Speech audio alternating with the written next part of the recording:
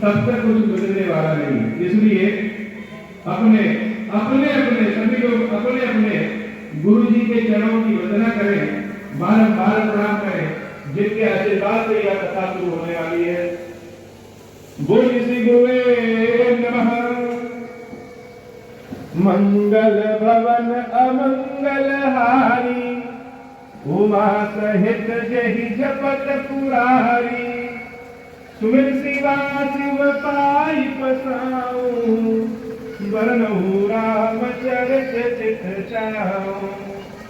यह राम जी की कथा का वर्णन हम भगवान शंकर क्षीरेश्वर महादेव जी और भवानी माता क्षीरेश्वरी देवी जी की कृपा के फल स्वरूप कर रहे हैं। महादेव महादेवी कल्याण करें, कृपा करें। बोलिए श्री क्षीरेश्वर महादेव जी की जय हो। बोलिए मैया क्षीरेश्वरी देवी जी की जय हो। पानी ग्रहण जब कीन महेशा, से तब सकल सुरेशा। भगवान शंकर और माता पार्वती का जब विवाह होता है, उस विवाह से सारा संसार आनंदित हो जाता है और आज भी लोग आनंदित हैं। ऐसे भगवान शंकर माता पार्वती को बारंबार प्रणाम है। कवन सुकाज कठिन जग माही, जो नहीं हुई तात तुम पाही, राम काज लगी तब अवतारा, सुन कही भयउ पर्वता सारा। फिर से हनुमान जी महाराज को प्रणाम है।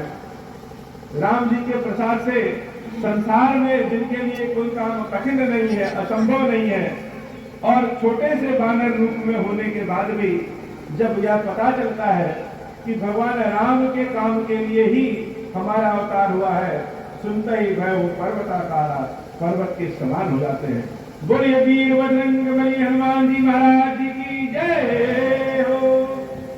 जयकारा लगाते समय जिसका हाथ जितना ऊंचा उठता है, भगवान उसको उतनी ही उन्नति देते। तो जयकारा में गले की आवाज को भी ऊंचा उठाइए और हाथ को भी ऊंचा उठाइए, और अगर खड़े हो तो खड़े होकर के एड़ी और हाथ दोनों को ऊंचा उठाया जाता है।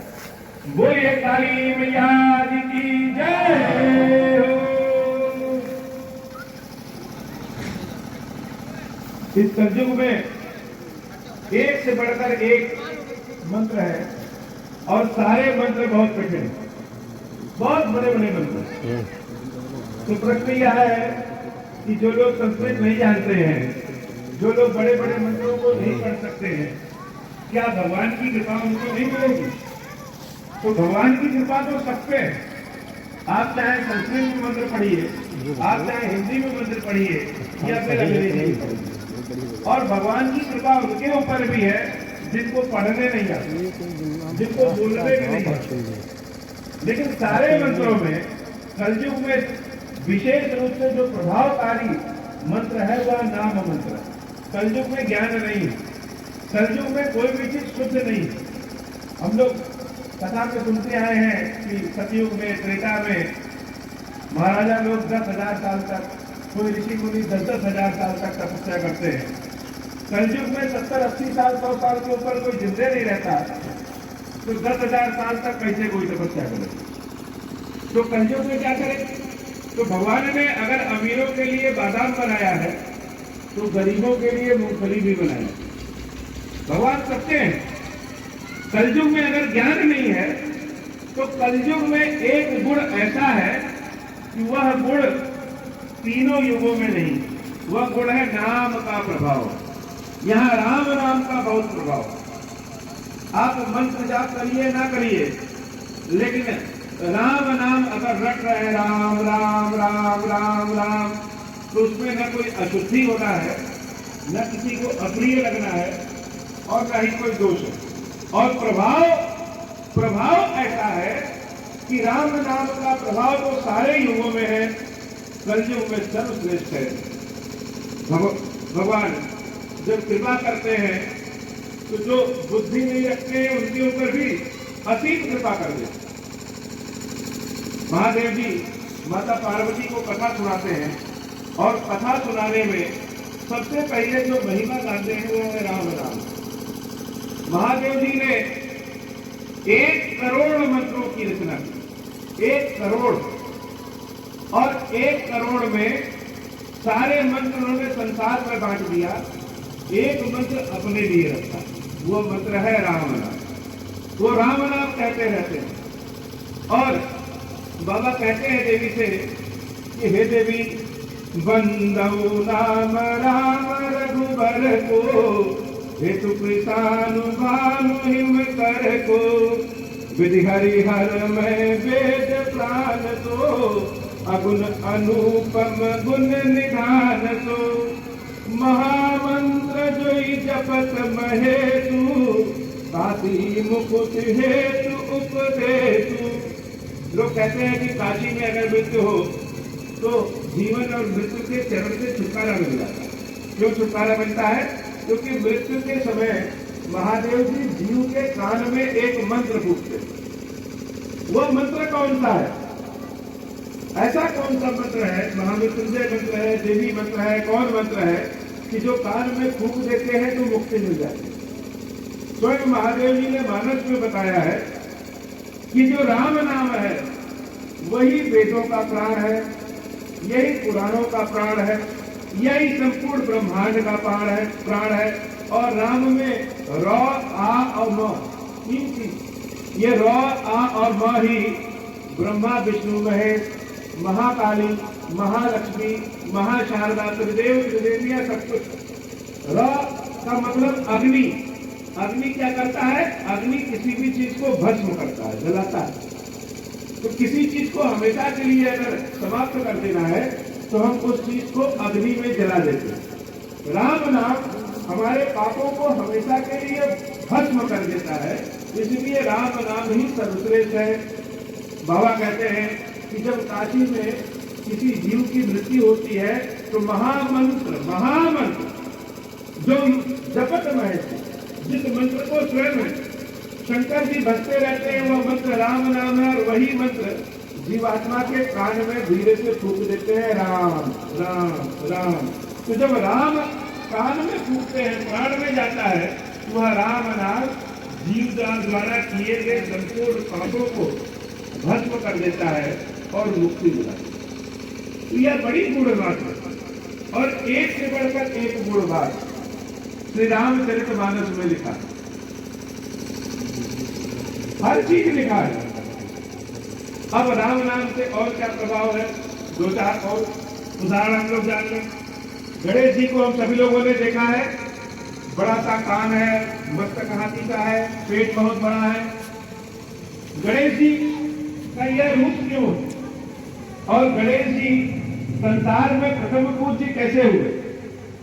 कहीं भी किसी भी पूजा किया जाता है, कोई अनुष्ठान करते हैं, तो हम गणेश जी की सबसे पहले पूजा करते हैं। तो गणेश जी की कथा राम नाम से जुड़ी है। अनेक कथाएं हैं, हरि अनंत हरि कथा अनंता, और सारी कथाएं सही है। लोग जिसको जिस दृष्टि से देखते हैं भगवान का रूप वही है। पानी को अगर हम थाली में रखेंगे तो पानी का वो आकार हो जाएगा, गिलास में रखेंगे तो वो आकार हो जाएगा, लोटे में रखेंगे तो वो आकार हो जाएगा। वैसे ही भगवान के स्वरूप को जिस दृष्टि से देखेंगे भगवान का वही रूप है। तो एक बार की बात है, गणेश जी महाराज जब पैदा हुए, प्रकट हुए, तो जैसे हमारे आपके सबके बच्चे जब पैदा होते हैं तो बच्चे बीमार पड़ते हैं कि नहीं पड़ते हैं? बहुत बीमार पड़ते हैं। उनका इलाज होता है कि नहीं? इलाज भी होता है। कथा को हम लोग अपनी भाषा में सुनेंगे ताकि हम सबको समझ सके। भगवान ऐसा नहीं है कोई हमसे अलग है, वह हमारे ही आपके जैसे हैं और हमसे अलग, दोनों स्वरूप हैं। तो गणेश जी जब पैदा हुए तो ठंडी का महीना, ठंडी लग गई, तबीयत भी खराब हो गई, और तबीयत ऐसी खराब हुई कि उनका ऑपरेशन करना था। ऑपरेशन कौन करे? सबसे बड़े डॉक्टर स्वयं उनके पिता भगवान शंकर। तो उन्होंने ऑपरेशन किया, और जैसे हम आज बाईपास सर्जरी करते हैं, किडनी का ट्रांसप्लांट करते हैं, वैसे ही महादेव जी ने मस्तक का ट्रांसप्लांट कर दिया। हाथी के मस्तक को अपने पुत्र विनायक के मस्तक पे लगा दिया। अब जब लगा दिया तो कुछ दिन लोग आराम करेंगे। विनायक भी आराम करते हैं एक कमरे में, और जब एक कमरे में आराम करते हैं गुफा में, तो पार्वती मैया अपने पुत्र को खिलाने के लिए बहुत सुंदर सुंदर, बहुत स्वादिष्ट स्वादिष्ट भोजन बनाती, एक से बढ़कर एक भोजन। सारे भोजन गणेश जी वहीं बैठे बैठे आराम से करते। गणेश जी को देखिए तो क्या लगता, पेट बहुत भारी, दो दो शक्तियां उनकी, दो दो पत्नियां, पुत्र शुभ लाभ, उनकी बहुएं तुष्टि पुष्टि, उनके पुत्र आमोद प्रमोद, पूरा भरा पूरा परिवार गणेश जी का है। और गणेश जी सेठ की तरह बैठते, कोई काम वाम नहीं करना है ज्यादा, आराम से। तो पार्वती मैया ने बिस्तर पे बैठे बैठे उनको बहुत भोजन कराया, इतना भोजन कराया कि पेट उनका धीरे धीरे निकल गया। क्यों? क्योंकि बाहर मेहनत नहीं करना है, डॉक्टर ने मना किया है। अब जब वो भोजन करते तो नीचे गिरता, तो कहीं जूठा जब नीचे गिरेगा तो क्या होगा, चूहे आ जाते हैं कि नहीं आ जाते? तो चूहे गणेश जी के मित्र हो गए। अब गणेश जी कमरे के बाहर जाते नहीं, किसी दूसरे से मित्रता होती नहीं, खेल कूद करते नहीं, तो जो उनके पास आया वही गणेश जी के मित्र हो गए, चूहे मित्र हो गए। तो उसी समय एक प्रतियोगिता हुई कि जो सबसे पहले पूरी पृथ्वी का 7 बार प्रदक्षिणा करेगा उसको प्रथम पूज्य बनाया जाएगा। पूजा कोई होती तो सबसे पहले किसका नाम लिया जाए, इसके लिए प्रथम पूज्य बनाया गया। तो प्रथम पूज्य बनेगा कौन? प्रथम पूज्य वो बनेगा जो पृथ्वी का 7 बार चक्कर लगाए।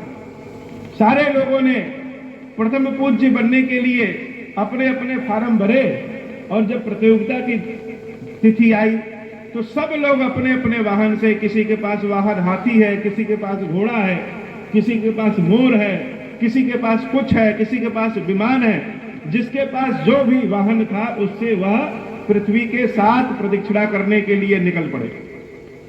तो जब लालच सर पे समा जाए तो हम अपने कर्तव्य बोध को भूल जाते।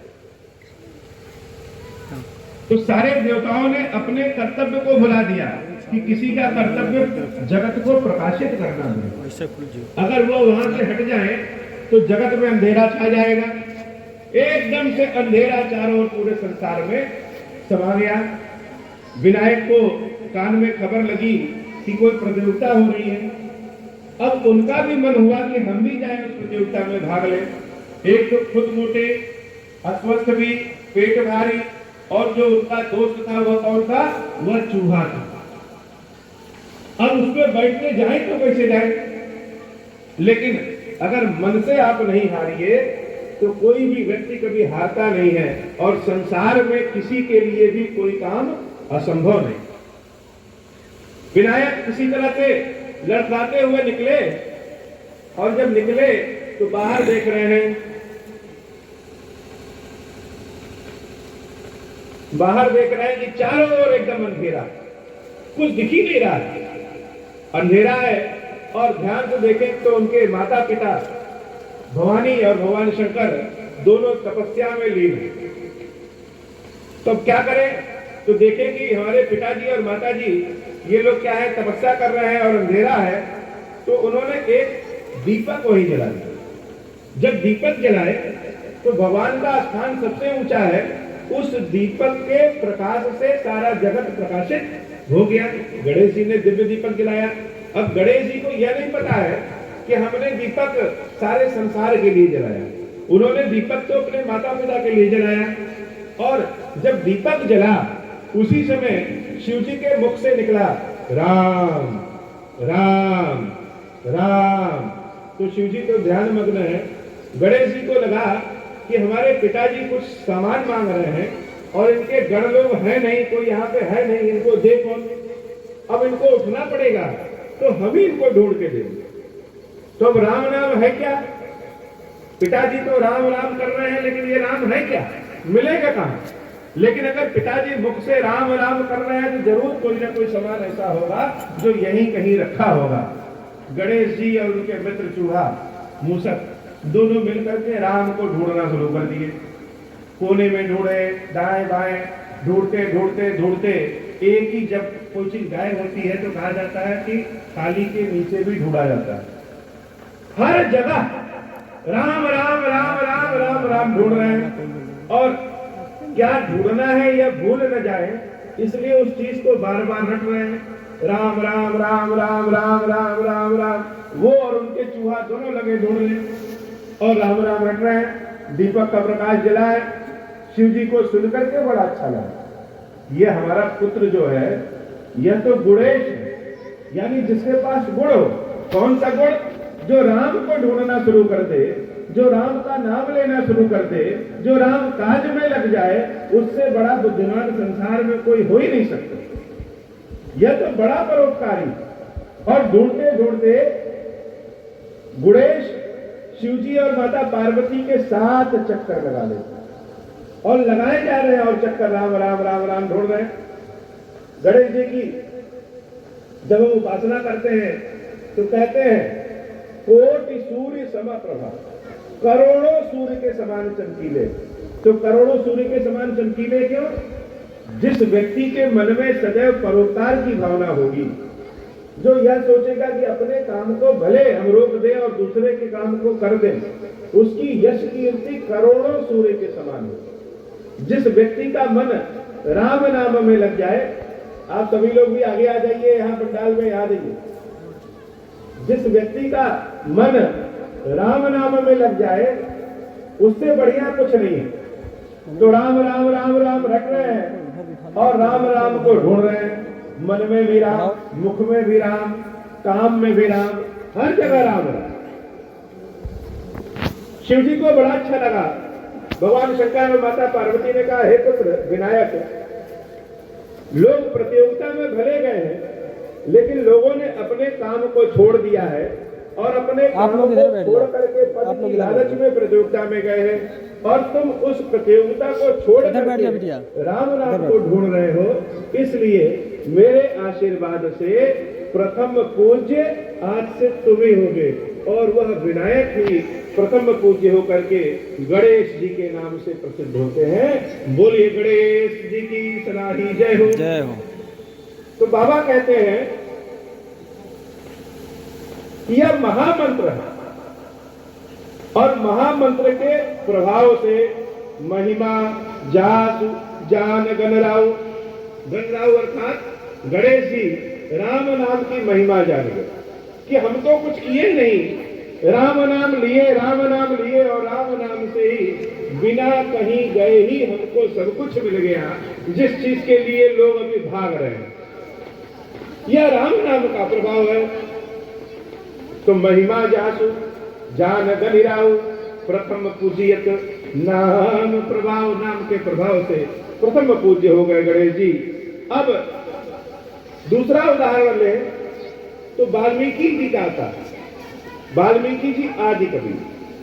वाल्मीकि जी पहले डाकू थे, नाम था उनका रत्नाकर, और वह आते जाते रास्ते से चलते फिरते जो भी राहगीर को रात में पा जाते लूट लेते, और उसी से खर्चा बर्चा अपना चलता। तो वाल्मीकि जी, ये सारी कथा जो हो रही है हम सब कहेंगे राम कथा, ऐसा कोई नहीं है जो राम जी के बारे में न जाने, लेकिन राम कथा जितनी बार सुनी जाए, जितनी बार सुनाई जाए, उतना ही आनंद आता है। तो वाल्मीकि जी रात में निकले तो देखे उधर से एक ऋषि महर्षि आ रहे थे। ऋषि महर्षि को वाल्मीकि जी ने पकड़ लिया और पकड़ कर कहे कि जितना भी सामान है सब हमको दे दो, नहीं तो जाने नहीं दूंगा। ऋषि उन वाल्मीकि में छिपे महात्मा को पहचान गए, ये है कौन। ऋषियों का हृदय बड़ा कोमल होता है। कोई उनको दंड देने जाएगा, कोई उनको भला बुरा कहने जाएगा, तो वह सोचेंगे कि इस व्यक्ति का कल्याण हो जाए। इस समाज में संत कौन है? बुरा करने वाले का भी जो भला चाहे वही संत है। तो उस ऋषि ने सोचा कि यह जो व्यक्ति है यह हमारे जैसे बहुत लोग को लूटता होगा, तो किसी व्यक्ति को सजा देना तो बहुत आसान है कि पकड़ के उनको मार दीजिए, चोरी किया है पकड़ लीजिए, लेकिन किसी व्यक्ति के जीवन को सुधार देना बहुत कठिन। तो ऋषि ने कहा, क्या नाम है आपका? नाम उन्होंने रत्नाकर बताया और कहा, हे रत्नाकर, जो यह तुम कर्म कर रहे हो किस लिए कर रहे हो? तो रत्नाकर बोले कि ज्यादा ज्ञान हमको न बताओ, जितना सामान है वो हमको दे दो। तो ऋषि कहे, मेरे पास जो सामान है वो जितना चाहो लूट लो, और एक बार लूटोगे तो फिर कभी लूटने की आवश्यकता नहीं होगी। लेकिन वह हमें लूटने से नहीं, हमारी कृपा से ही मिल सकता है। और उसके लिए जो हम कहें वह करो। रत्नाकर कहते हैं क्या करना है। ऋषि ने कहा कि जाकर के अपने घर वालों से पूछ लो कि जो तुम यह लूट खसोट का काम कर रहे हो, इसका फल जब मिलेगा, कष्ट वाला जब फल मिलेगा, पाप जो मिलेगा, तो उसके भागी तुम्हारे घर वाले भी होंगे कि नहीं होंगे। तो रत्नाकर कहते हैं कि आपने हमको बेवकूफ समझ रखा है, हम यहां से जाएं और आप यहां से संपत हो जाएं। तो उस महर्षि ने कहा कि अपने साथी को ही छोड़ दो जो हमारी रक्षा करे और तुम जाओ। रत्नाकर गए और अपने घर वालों को बुलाया और कहा कि जो हमने पाप किया है, जो हम धन लूट के ले आते हैं, उसका सुख भोग तो आप लोग कर रहे हैं, लेकिन उसका जो पाप मिलेगा क्या वह भी थोड़ा थोड़ा सब लोग बांटेंगे। सारे घर वालों ने मना कर दिया कि तुम्हारे पाप हम क्यों भोगो। और पाप में क्या होता, किसी की आंख टूट जाती, कोई बहरा हो जाता, कोई जीवन भर दरिद्र बना रहता, कोई 7 जन्मों तक दरिद्र बना रहता, अनेक तरह के पाप का फल मिलता। तो हम क्यों भोगे। रत्नाकर की आंखें खुल गई। यह हम वाल्मीकि की नहीं, रत्नाकर की, हम सबकी कथा। हम जब तक एन प्रकार कमा करके अपने परिवार का, अपने सगे संबंधियों का पेट भरते रहे, तब तक हमारी यश कीर्ति बहुत फैली रहेगी। और जब उस पाप की कमाई का दुष्परिणाम आता है, जब हमारे हाथ खाली हो जाएंगे, तो कोई आपके समक्ष सहायता करने वाला नहीं होगा। रत्नाकर जब वापस आए तो ऋषि के चरणों को पकड़ लिया कि महाराज मेरा उद्धार कैसे होगा, आप ये बता दीजिए। उन रत्नाकर ने, उन ऋषि ने रत्नाकर को राम राम कहने की सलाह दी कि तुम राम राम सिर्फ कहो, राम राम राम राम कहते रहो। और कह के ऋषि चले गए। जब वह डाकू रत्नाकर राम राम कहना शुरू किए, राम राम राम राम, तो जब सीधे हो गए, लोग जान गए कि अब तो यह सीधा हो गया, तो लोगों ने उनको मारना पीटना शुरू कर दिया कि राम राम तुम कह रहे हो, तुम तो चोर थे, डकैत थे, तुम्हारे मुंह से राम नाम निकलेगा तो यह राम नाम भी गंदा हो जाएगा, तुमको इस गांव से बाहर निकाल देना चाहिए और राम राम कहने का अधिकार तुम्हारे पास नहीं। यह राम राम कहने का अधिकार ही नहीं है। क्यों? क्योंकि तुम चोर डकैत। लोग उस रत्नाकर को ईटा पत्थर मारने लगे, और जब ईटा पत्थर मारने लगे तो शंकर जी को बड़ी दया आई। शंकर जी अपने भक्तों की वाणी को सदैव सत्य करते, और वह जो ऋषि थे वह शंकर जी के भक्त थे।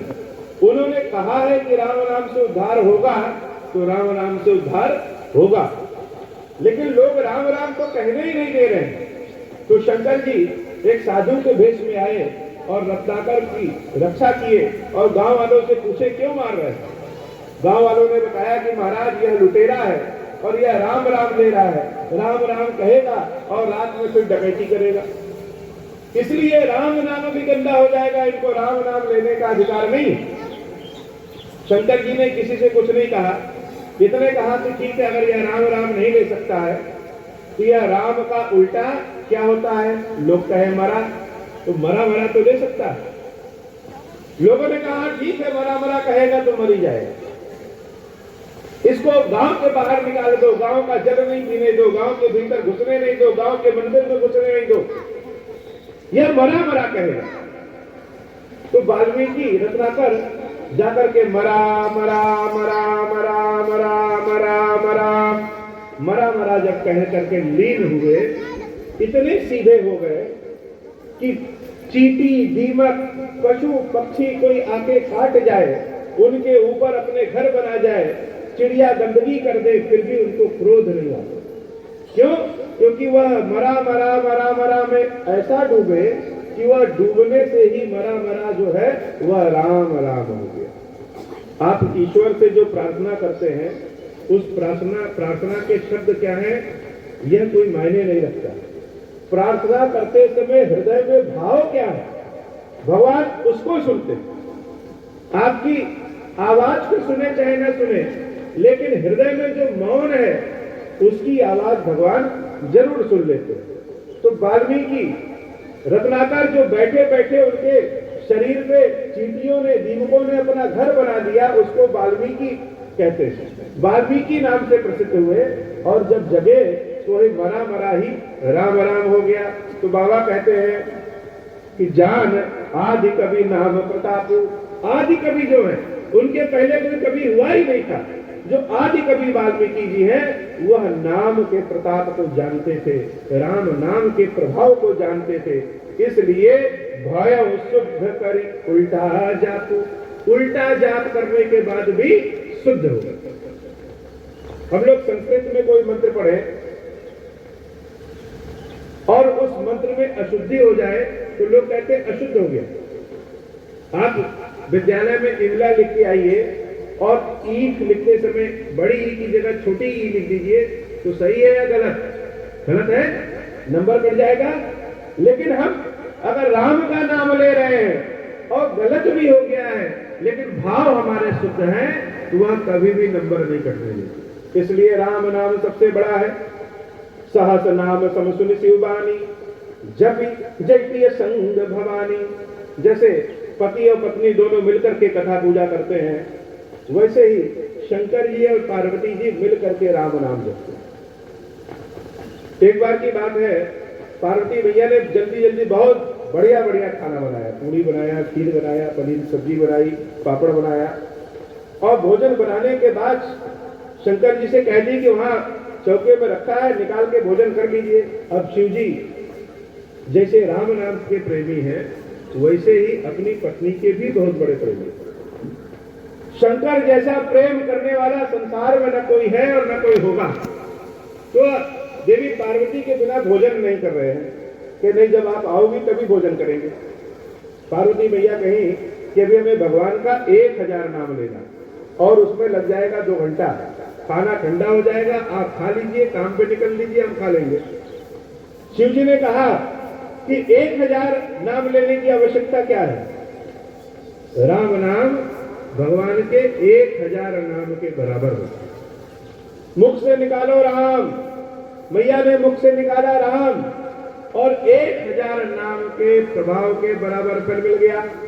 भोजन भी करते करते राम, हाथ भी धुले तो राम राम, आराम से पेट भर गया राम राम।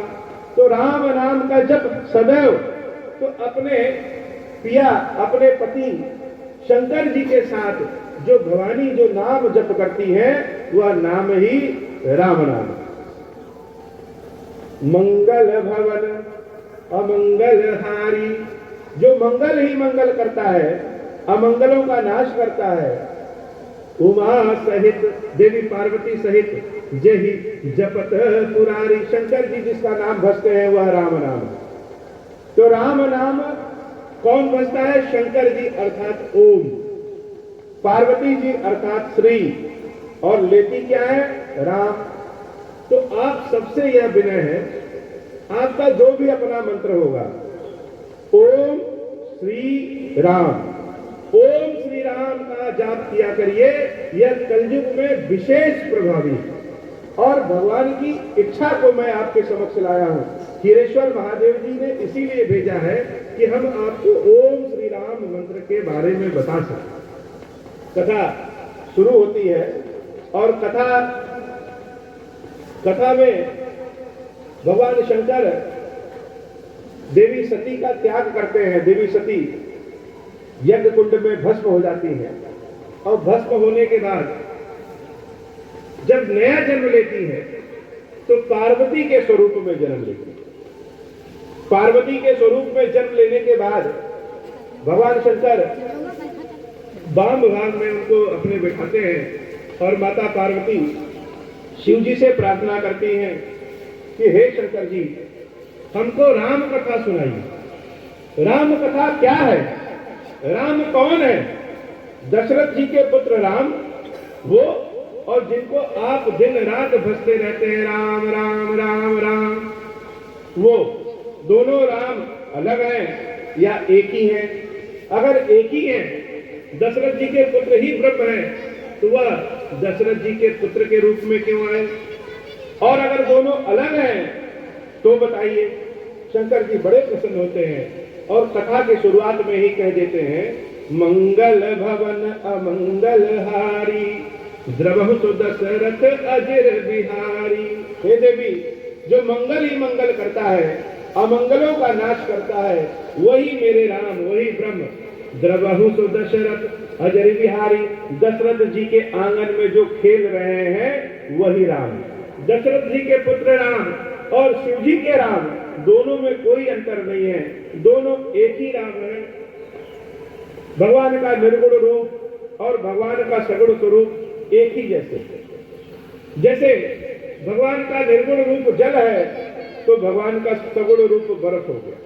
दोनों एक ही, दोनों में न छोटा न बड़ा, लेकिन भगवान का नाम रूप इस संसार में सबसे बड़ा है। एक जगह बैठ गए, अब भगवान से मिलना हो तो क्या करेंगे?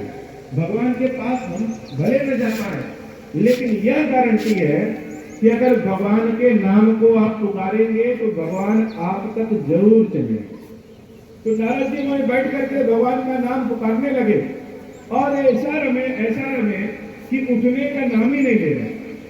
और जब राम राम राम राम राम राम राम राम चिल्ला रहे हैं, पुकार रहे हैं, तो इंद्र जी को लगा कि ऐसा ना हो कि अभी राम प्रकट हो और नारद जी कहें कि हमको इंद्रासन चाहिए। जो गद्दी पे रहता है उसको गद्दी जाने का खतरा हमेशा रहता, जो गद्दी पे नहीं है उसको कैसा करें? हम यहाँ बैठे हैं तो हमको भय है पीछे गिर न जाए, आप जहाँ बैठे हैं वहां से गिरने का भय ही नहीं है। तो देवराज इंद्र सोचे कि मेरी गद्दी न चली जाए, इसलिए अनेक तरह से कोशिश करके नारद जी को लालच दिया, पद दिया, शक्ति से डराया, लेकिन नारद जी हैं कि उठे ही नहीं, आंख तक नहीं खोले के सामने क्या राम राम किए। थक हार के जब सारे देवता लोग चले गए तो नारद जी जब जगे, जगने के बाद उनके मन में यह आ गया, अहंकार कब धीरे से किस कोने से घुस जाए कोई नहीं जानता। सारा ज्ञान हम प्राप्त कर लेंगे, लेकिन अहंकार, स्वयं के अहंकार का ज्ञान मिलता नहीं। हमारी जो आंखें भगवान ने बनाई है वो बाहर की चीजों को देखने के लिए बनाई। हम स्वयं को स्वयं की आंखों से नहीं देख सकते। हमको खुद को देखना हो तो या तो दूसरे की आंखों से देखेंगे या आईने के सामने देखेंगे। तो नारद जी को लगा कि इंद्रदेव इतना कोशिश किए कि हमारी तपस्या टूट जाए, टूटी नहीं। तो टूटी नहीं, जैसे हम कहते हैं कि यहाँ भूत है और भूत नहीं है वहां, लेकिन भूत कहां हो जाएगा? भूत आपके मन में आ जाएगा। तो टूटी नहीं, इसका मतलब कि मेरे पास शक्ति है। अब शक्ति है तो शक्तिपति कौन है? शिव जी है। और शिव जी का भी ध्यान भंग नहीं होता। जब शिव जी का ध्यान भंग नहीं होता और मेरा भी ध्यान भंग नहीं होता, इसका मतलब कि हम शिव जी के बराबर हो गए। तार पे तार जुड़ गया, इसका मतलब कि हम शंकर जी के बराबर हो गए हैं। अब जिसके बराबर हो गए हैं सबसे पहले उनको बता दे कि हम तुम्हारे बराबर हो गए। तो वहां से उठे और सीधे गए कैलाश। शंकर जी सामने आए, नारद जी को देखे और बड़े प्रेम से बुलाए कि आओ भाई, आप तो राम जी के भक्त हो, नारायण के भक्त हो। तो बड़े प्रेम से बुलाए। नारद जी और टाइट होकर के बैठ रहे हैं कि जैसे शंकर जी सीधे बैठे हो तो हम भी बैठ जाए। शंकर जी को अपनी सारी तपस्या की कहानी सुनाई। शिव जी ने कहा धीरे से अपने पास बुलाए, इधर आओ, कान में हम तुमसे कह रहे हैं, अगर यह कहानी विष्णु जी कभी पूछे तो तुम बात काट देना, उनको बताना नहीं। पूछे भी, बुला कर पूछे कि नारद इधर आओ, बताओ बताओ, तो कन्नी काट लेना, दूसरे रास्ते को घूम लेना, कभी समय नहीं, लेकिन गलती से भी न बताना। नारद जी को लगा कि इनको जलन हो गई।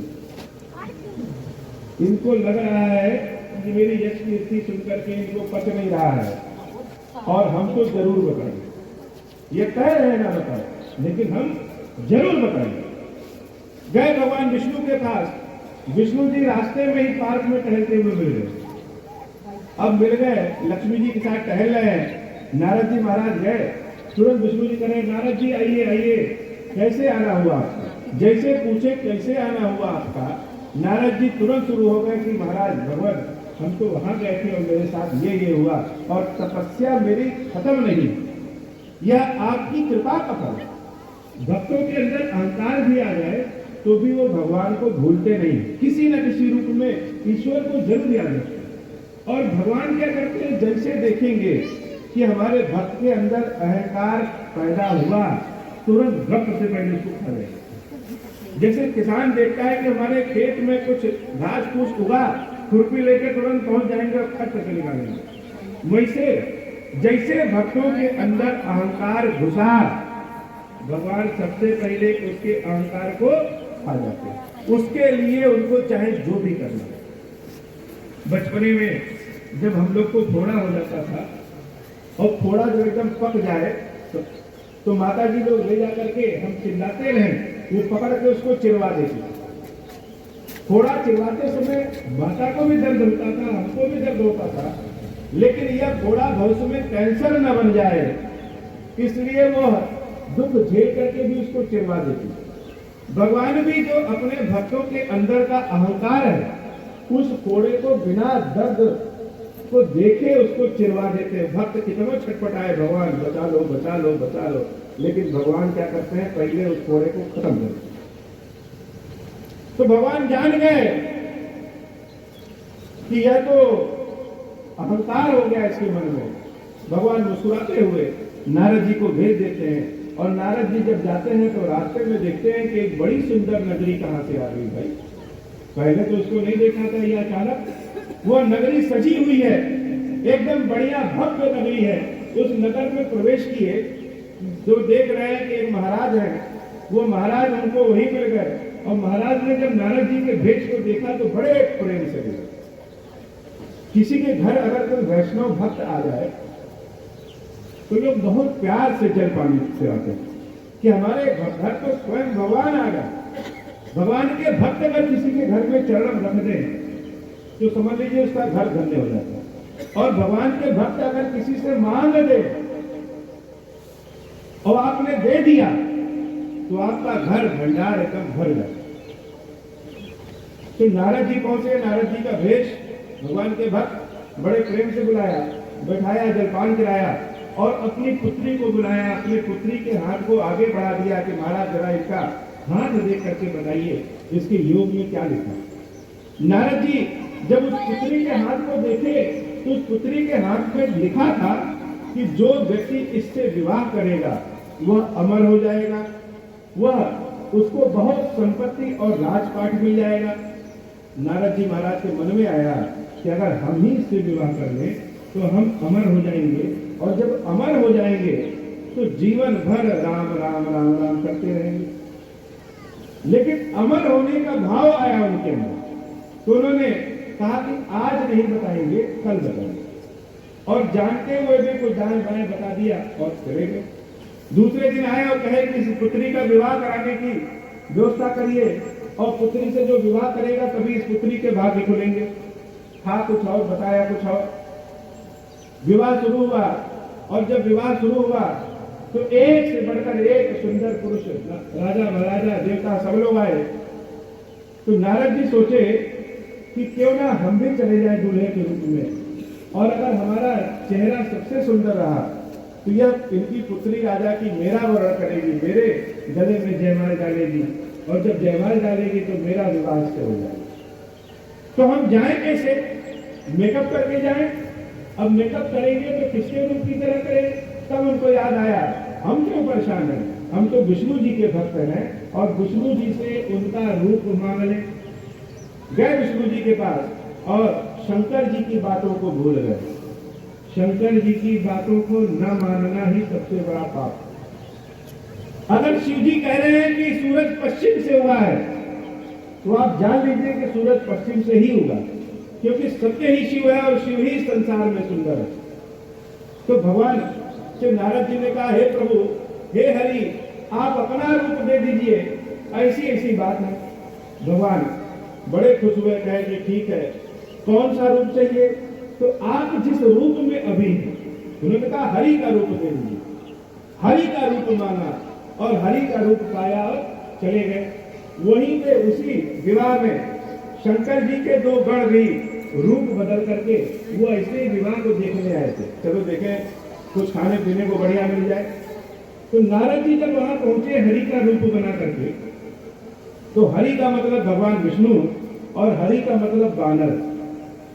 हरि ने बानर का रूप उनको दे दिया। अब नारद जी को लग रहा है कि हम तो विष्णु के समान सुंदर हैं, और जाकर के जैसे मंडप में बैठेंगे वह उनकी पुत्री हमारे रूप में मोहित होकर के हमको जयमाल पहना देगी। और शिव जी के दोनों गण उनके रूप को देख करके हंस रहे हैं कि यह कौन सा बानर आ गया। जहां नारद जी बैठे उसके पीछे दोनों गण बैठ के मस्करी कर रहे हैं, हंसी टिटोली कर रहे हैं, और नारद जी ऐसे ऐसे कर रहे हैं कि वह पुत्री आए तो हमारा चेहरा पहले दिख जाए। वह तो सोचे जैसे आएगी जयमाल लेके सीधे हमारे गले में। वह पुत्री उनकी आती है और एक बार नारद जी के सामने से ऐसे गुजर जाती है, तो नारद जी को लगा कि शायद ये मेरा चेहरा भी देख ली कल, और चेहरा ऐसे कर दिए कि देख लीजिए। लेकिन पुत्री तो लीला की पुत्री है। उसी समय नारायण प्रकट हुए और नारायण को उन्होंने वरमाला पहनाया, और लक्ष्मी जी नारायण के साथ विदा हो गई, जिसके लिए थी। नारद जी को बहुत बुरा लगा, यह कौन सा रूप भगवान ने दे दिया, मेरा तो सब सिस्टम फेल हो गया। बाहर आए, वह दोनों गण उनके ऊपर हंस रहे थे कि अरे महाराज जरा इस जल में अपना रूप तो देखो। जाकर के जलाशय में जब नारद जी अपना रूप देखते हैं तो बानर का रूप पाते हैं, और बानर का रूप पाते हैं तो उन दोनों गणों को देखते हैं और वही श्राप देते हैं कि जाओ, अगले 3 जन्म तक तुम लोग राक्षस हो। वह शंकर जी के गण 3 जन्म तक राक्षस होते हैं और बड़े क्रोध में आते हैं विष्णु भगवान के पास। भगवान रास्ते में उनको मिल जाते हैं कि घर के बाहर निकल जाए, कहीं ऐसा ना हो कि घर के अंदर लक्ष्मी जी भी इनका क्रोध सुन ले। बाहर आ जाते हैं और विष्णु जी से उन्होंने कहा, हे नारायण, तुम्हारा कोई स्वामी नहीं है, इसलिए तुम चारों ओर अपनी मर्जी का किए करते हो। आज तुम्हारा पाला मुझसे पड़ा। मैं तुमको श्राप देता हूं कि जैसे मैं उस स्त्री के वियोग में घूमा हूं, वैसे तुम भी जंगल जंगल अपनी पत्नी के वियोग में घूमोगे, और जो रूप देकर के तुमने हमारा हंसी उड़ाया है, इसी रूप वाले लोग तुम्हारी सहायता करेंगे। पढ़े लिखे लोग तो तुम्हारे पास आएंगे। विष्णु भगवान हंस रहे हैं, और हंसने के बाद उन्होंने जब नारद जी की माया हटाई तो नारद जी को लगा, अरे हमने ये क्या कर दिया। जब नारद जी को होश आया तो विष्णु भगवान के चरणों को उन्होंने पकड़ा कि ये क्या हो गया, गलती हो गई, क्षमा करिए प्रभु, हमसे बड़ी भारी गलती हो गई। न जाने किस क्रोध, किस लालच में, किस इच्छा में आ गए, बड़ी भारी गलती हो गई। भगवान विष्णु मुस्कुरा रहे हैं कि हे भक्त, जो तुमने कहा है वह तो सत्य होने वाला, वह होगा, और उस सत्य से बहुतों का भला होगा, तुम चिंता ना करो। नारद जी वहां से गए तो रास्ते में शिव जी के दोनों गण मिले। उन्होंने नारद जी के चरणों को पकड़ा कि महाराज क्षमा करिए हमसे। नारद जी कहे, अब जो कह दिया वह कह दिया, लेकिन तुम जब राक्षस बनोगे तो ऐसा राक्षस बनोगे, इतनी शक्ति, इतनी संपत्ति तुम्हारे पास आएगी कि देवता भी तुम्हारे चरणों में झुक जाएंगे। और नारद जी चले जाते। वही श्राप के नाते भगवान विष्णु राम के रूप में अवतरित होते हैं, और वह दोनों राक्षस सबसे पहले जन्म में हिरण्याक्ष और हिरण्याकश्यप के रूप में, उसके बाद रावण और कुंभकर्ण के रूप में, उसके बाद कोई कहता है कि शिशुपाल और कंस के रूप में अवतरित। तो एक कथा तो यह है। दूसरी कथा सुनाया कि एक बार की बात है कि राजा मनु जब राज्य का भोग करते करते देखे कि उम्र तो हमारी 75 साल बीत गई, बूढ़े हो गए, और यह घर का काम है, राज्य का काज है, खत्म नहीं हो रहा। जितने नेता लोग आज हैं, क्या 60 साल के कोई नीचे हैं? सब 70-75 ऐसे हैं, और लालसा कभी खत्म नहीं होती। तो ये घर का जो काम है, इसकी लालसा कभी खत्म नहीं होती। बच्चों की शादी हो जाए, उसके बाद पोता हो जाएगा, हम सोचेंगे उनकी भी शादी देख लें, उनके भी भविष्य को सुरक्षित कर दें, तो लालसा कभी समाप्त नहीं होती। महाराज मनु को लगा कि लालसा कभी समाप्त नहीं होगी, और जिसने यह संसार बनाया है उसके लिए तो उसका नाम तो हमने कभी भजा ही नहीं। सारा राजपाट अपने बच्चों को देकर के और वन जंगल में निकल जाते हैं अपनी पत्नी शत्रुपा देवी के साथ, कि भगवान का नाम स्मरण करना। अब वो वहां से पहुंचते हैं नैमिषारण, लखीमपुर के पास जो नैमिषारण तीर्थ है, संसार का सबसे प्राचीन तीर्थ है। वहां पहुंचते हैं, चारों ओर हल्ला होता है कि महाराज संन्यास ले लिए हैं और भगवान का तपस्या करने के लिए आ गए हैं। सारे ऋषि मुनि जुट जाते हैं और सारे तीर्थों का दर्शन कराते हैं। अब भगवान का नाम अगर लेना है, भगवान की तपस्या करना है, कोई कान में कह दे रहा है कि विष्णु भगवान की तपस्या करो, कोई कह रहा नहीं शिव जी बहुत जल्दी प्रसन्न हो जाते हैं उनका नाम लो, कोई कहेगा नहीं ब्रह्मा जी सब कुछ दे देते हैं, कोई कहेगा देवी दुर्गा की उपासना करिए, कोई कहेगा नहीं पार्वती मैया की उपासना करो, शिव जी भी मिल जाएंगे और विष्णु जी की कृपा प्राप्त हो जाएगी। तो हम किस भगवान का नाम लें, किस भगवान की तपस्या करें? किसी व्यक्ति को ढूंढना हो तो उसका नाम पता हो तब तो ढूंढेंगे, जब कुछ पता ही नहीं है तो ढूंढे कैसे? तो महाराज मनु और देवी शत्रुपा गुरु तपस्या कर रहे हैं, सोच रहे हैं कि भगवान की तपस्या करें। शिव जी औढ़र दानी, शंकर जी जैसा दानी संसार में कोई नहीं है। उनके पास 5 मुख है, तो शंकर जी अपने भक्तों को 10 मुख दे देते हैं। अपने सेवक को अपने से गुना देने वाला अगर कोई है तो शंकर जी। और शंकर जी जब किसी के मन में श्रद्धा विश्वास देखते हैं तो आ जाते हैं। शंकर जी महाराज मनु के पास भेद बदल के आए और कहे महाराज आप किस भगवान को ढूंढ रहे? मनु जी ने कहा कि आप अपना असली रूप पहले प्रकट करिए तब बताइए। शंकर जी जान गए कि तुमको पकड़ लिए हैं, तो वो अपना असली रूप में आ गए। मनु महाराज शंकर जी के चरणों को पकड़ लेते हैं और जब शिव जी पूछते हैं कि आप किस भगवान को ढूंढ रहे हैं, हम भी तो भगवान। अब क्या जवाब दें कि हम किस भगवान को ढूंढ रहे हैं? तो मनु महाराज कहते हैं हे महाराज, भगवान का जो रूप आपके हृदय में है, जिसका नाम आप दिन रात जपते हैं, हमें वही भगवान का दर्शन है। शिव जी उनको आशीर्वाद देते हैं और मनु महाराज और देवी शत्रुपा तपस्या में बैठ जाते हैं। जब तपस्या में बैठते हैं, बहुत वर्ष बीतता है, दाना पानी खाना सब कुछ छूट जाता है और एक ऐसा समय आता है कि मनु महाराज का शरीर एकदम सूख करके कांटे के समान हो गया। भगवान उसी समय प्रकट होते हैं और प्रकट होकर के कहते हैं हे मनु आंखें खोलो। मनु महाराज के कान में जब ये आवाज पहुंचती है, ईश्वरीय आवाज इतनी सुंदर आवाज होती है कि कान में पहुंच जाए, उसी समय दशा और दिशा दोनों सुधर जाते। मनु महाराज ऐसा देखने से लगा कि अभी अभी राजमहल से नहा के आ रहे हैं। भगवान ने कहा मनु मांगो क्या चाहिए? अब मनु महाराज तो सोच ही नहीं पाए ऐसे मांगे तो क्या। हम तो कभी ये सोचे नहीं थे कि भगवान आएंगे तो हम उनसे मांगना भी है, क्या मांगे? अभी राष्ट्रपति आपके घर आ जाए और आपसे कहें कि क्या मांगो, मांगो क्या मांगो, तो आप क्या कहेंगे कि हे राष्ट्रपति महोदय हमारे घर के सामने एक सरकारी हैंडपंप लगवा दीजिए, या हमको कोठी दे दीजिए, या हमारे बच्चों को नौकरी दे दीजिए। आप समझ नहीं पाएंगे क्या मांगे, कौन सी चीज मांगे। या तो इस हट में बैठिए कि हमें यह चीज चाहिए इसलिए तपस्या कर रहे हैं। भगवान ने कहा मांगो, तो क्या मांगे? मनु महाराज सोच में पड़ गए, ऐसी चीज मांगे जो कभी समाप्त ना हो। तो समाप्त न होने वाली कौन सी चीज है? समाप्त न होने वाली चीज केवल भगवान। अब भगवान से यह तो कह नहीं सकते कि हे भगवान आप ही हमारे जेब में आइए, जब मर्जी करे इसे निकालें और दर्शन कर लें, जब मर्जी करे जो इच्छा करे, जब आप रहेंगे तो हमेशा कुछ ना कुछ मिल जाएगा। यह कह नहीं सकते कि भगवान आप ही आ जाओ। क्यों? क्योंकि उतनी योग्यता नहीं है। राष्ट्रपति से यह नहीं कह सकते कि आप हमारे घर ही नौकरी कर लीजिए। तो क्या करें? धीरे से कह रहे हैं कि हे प्रभु ऐसी कृपा करिए कि आप मेरे पुत्र के रूप में आ जाइए।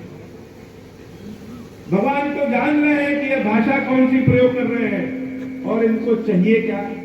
तो भगवान आपके प्रार्थना के शब्द नहीं सुनते हैं, हृदय में जो भावना है वही सुनते हैं।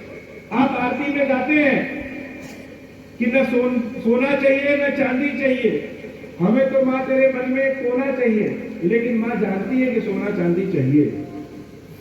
कह खड़े रहे कि सोना चांदी नहीं चाहिए, धन संपत्ति नहीं चाहिए, लेकिन देवी जी जानती है कि चाहिए। क्यों? क्योंकि जो लिखा है वह आप पढ़ दे रहे हैं। भाव में आपके क्या है? भाव में तो यह है कि हमारा बैंक बैलेंस बढ़िया हो जाए, बच्चों की नौकरी लग जाए, स्वास्थ्य सही हो जाए। तो भगवान जान रहे हैं कि इनको क्या चाहिए। तो भक्त से अपने कहा, अपने समान दूसरा पुत्र, अपने समान दूसरा कहां ढूंढूं मनु, इसलिए मैं ही तुम्हारा पुत्र होकर के आऊंगा। मनु महाराज को लगा कि अरे हम तो जो चाह रहे थे वही मिल गया। बड़े प्रसन्न हुए। देवी शत्रुपा की ओर, उनकी पत्नी की ओर भगवान ढूंढते हैं और कहते हैं, देवी आपको क्या चाहिए? शत्रुपा कहते हैं कि मेरे पति बहुत होशियार, बहुत चतुर, ये जो मांग लिए हैं उससे ज्यादा संसार में हो ही क्या सकता। तो जो मेरे चतुर्पति ने मांगा है वही मुझको भी दे दीजिए। आप पुत्र होकर के आएंगे तो मेरे गर्भ से। लेकिन एक कृपा ऐसी करिए प्रभु कि जब आप मेरे पुत्र के रूप में होके आइए, हम कभी यह भूले ना कि आप भगवान हैं। आप हमारे पुत्र तो रहें, लेकिन इस बात की जानकारी, इस बात का ज्ञान हमें हमेशा रहे कि आप मेरे पुत्र होने के साथ साथ ईश्वर हैं। भगवान मुस्कुराए और उन्होंने कहा ठीक है, ऐसा ही होगा। तब तक मनु महाराज फिर से कहते हैं कि हे महाराज एक चीज और चाहिए। इतनी मेहनत के बाद तो आप आए हो, अभी 5 मिनट में खोट से गायब हो जाओगे, फिर दोबारा मिलो ना मिलो, एक चीज और दे दीजिए। भगवान ने कहा क्या? मनु महाराज कह रहे, हे महाराज, हे भगवान, जब आप मेरे पुत्र होइए, हमें इस बात का कभी याद ही ना रहे कि आप भगवान हैं। हम जानिए कि आप मेरे पुत्र हैं, आप मेरे बच्चे हैं। नहीं आपका कान गर्म करने का मन करेगा तो ऐसे आप में भगवान दिख जाएंगे तो हम गर्म नहीं कर पाएंगे। आपको डांटने का मन करेगा, आपके अंदर भगवान दिख जाएंगे, हम डांट नहीं पाएंगे। हम चाहते हैं, लोग चाहे मेरी जितनी भी आलोचना करें कि यह पुत्र मोह में है, लेकिन हम चाहते हैं कि हमको कभी याद ना आए कि आप भगवान हैं। तो मनु जी ने मांगा कि हमें कभी याद ना आए कि आप भगवान हैं, और देवी शत्रुपा ने मांगा कि हम कभी भूले ना कि आप भगवान। भगवान वरदान देते हैं कि ऐसा ही होगा। अगले जन्म में वही मनु जी महाराज दशरथ जी और वही शत्रुपा देवी कौशल्या के रूप में जन्म लेते। दशरथ जी महाराज और कौशल्या जी के राज्य करते हुए बहुत दिन बीते। तो 2 कथाएं उन्होंने सुनी भगवान के अवतरण की।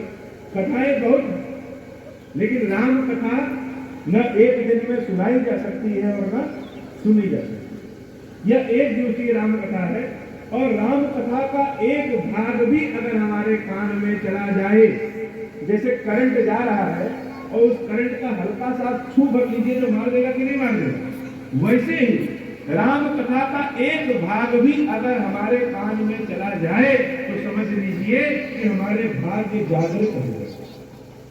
जब मन में कभी आए कि भगवान की कथा सुननी है, भगवान का नाम लेना है, भगवान को एक लोटा जल चढ़ाना है, भगवान को अगरबत्ती दिखाना है, तो यह मान लीजिए कि आपने कोई पुण्य किया है, वह पुण्य अब प्रकट हो रहा है। जैसे फूल खिलता है वैसे ही आपका पुण्य भाव प्रकट हो रहा है। तो एक बार की बात है कि दशरथ जी राज्य करते करते देखे कि बहुत दिन हो गया, हमारी बुढ़ौती भी आ गई, लेकिन हमारा कोई पुत्र नहीं है, तो इस राज्य को संभालेगा कौन? इस बात से दुखी होकर के वो अपने गुरु के यहाँ पहुंचे, गुरुदेव वशिष्ठ के। यहाँ कितने लोग ऐसे हैं जिनका कोई ना कोई गुरु है, जिनका गुरु है वह हमारे थोड़ा ऊपर करे।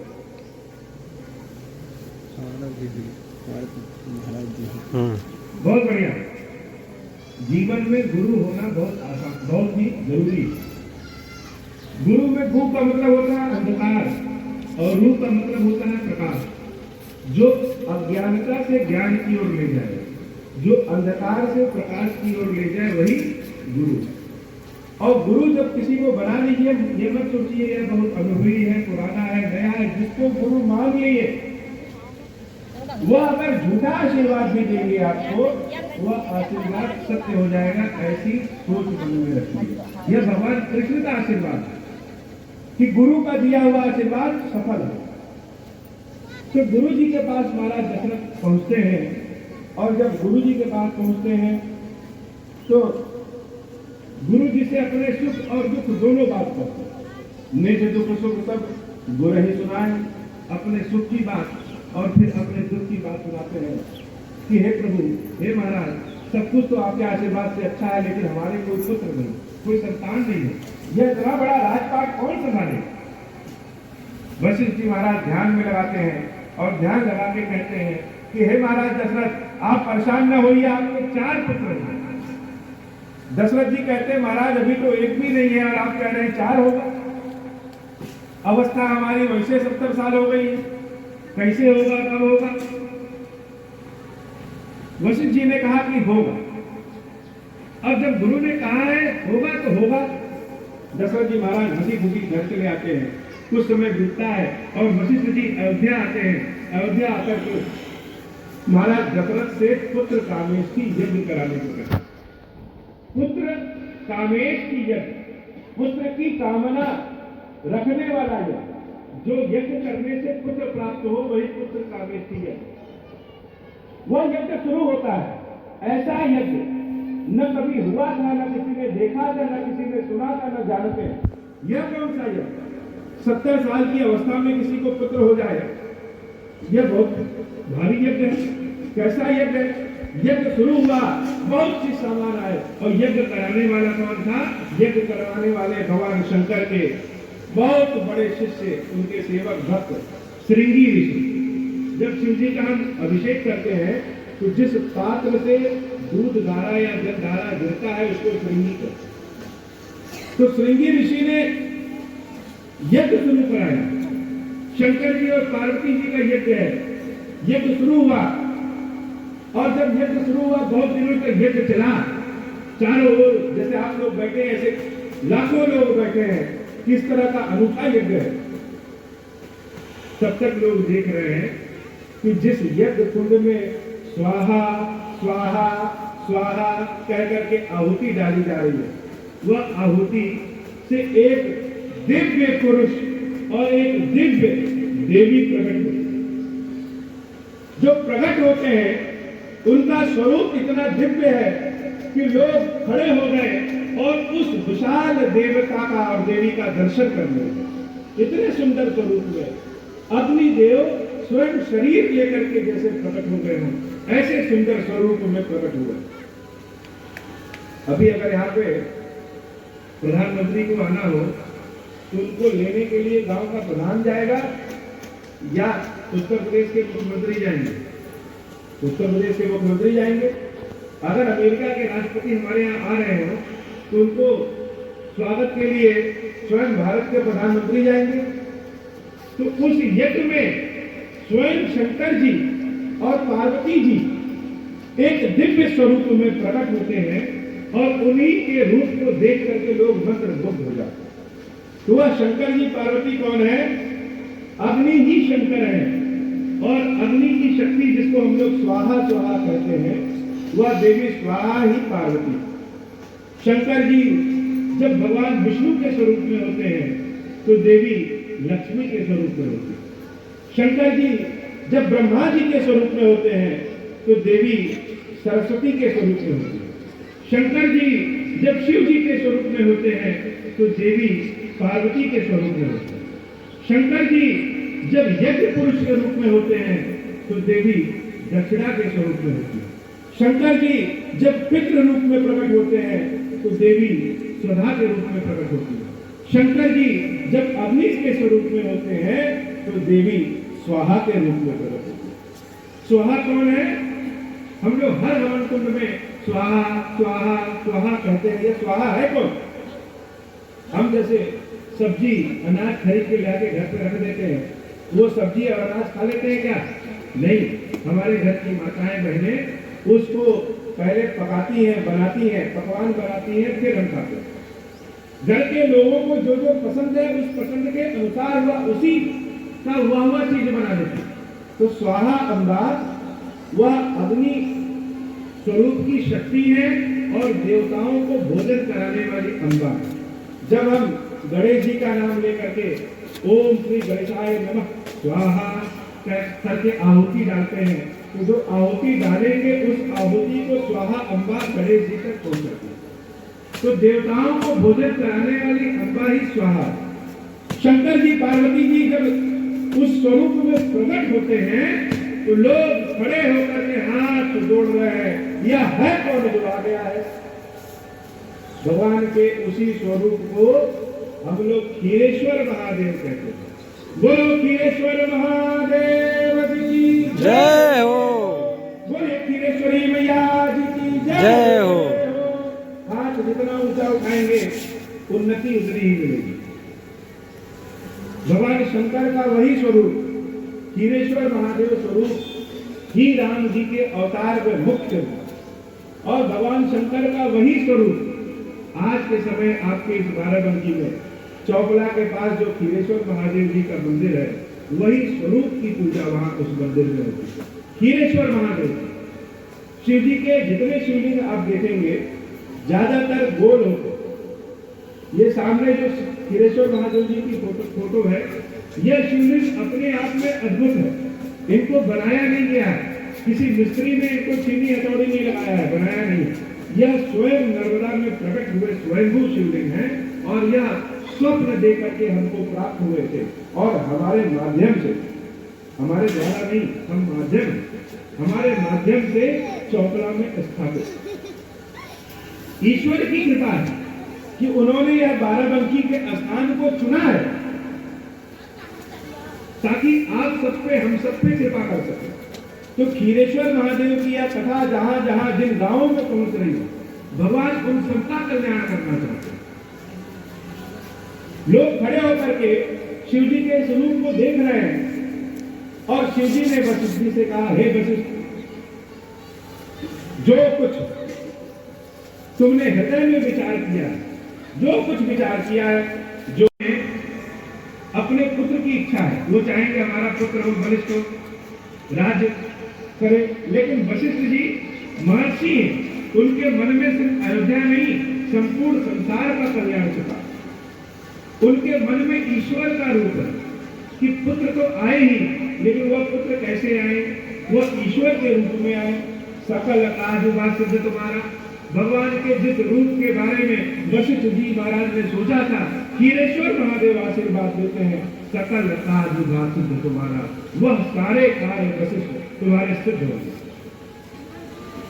और देवी पार्वती के हाथ में एक कलश है, सोने का कलश, कलश जिसको हम लोग नवरात्र में अपने यहाँ स्थापित करते हैं। वो कलश है क्या, हम सबको स्थापित कर देते हैं कि ये तो कलश है, पंडित जी ने करवा दिया, हम कर दिए। यह कथा आपको छोटी छोटी चीजें बतानी चाहिए कि हम जो काम करते हैं वह है क्या। राम नाम लेते हैं तो राम नाम क्यों ले, उन्होंने कह दिया राम नाम लो तो लो, है क्या राम, और क्यों ले। तो कलश क्या है, क से काली जो देवी स्थापित है, ल से लक्ष्मी और श से शारदा। बिना शक्ति के, बिना धन के और बिना बुद्धि के कोई काम नहीं हो सकता। हमारे पास बहुत बीमार है, बहुत भारी बीमारी, डॉक्टर के पास जाइए तो शरीर आपका 1 कुंटल का भरे हो, लेकिन डॉक्टर जो टिकिया देता है वो इतनी बड़ी रहती है। बड़ी से बड़ी समस्या का हल एक छोटी सी बुद्धि दूर कर देती है।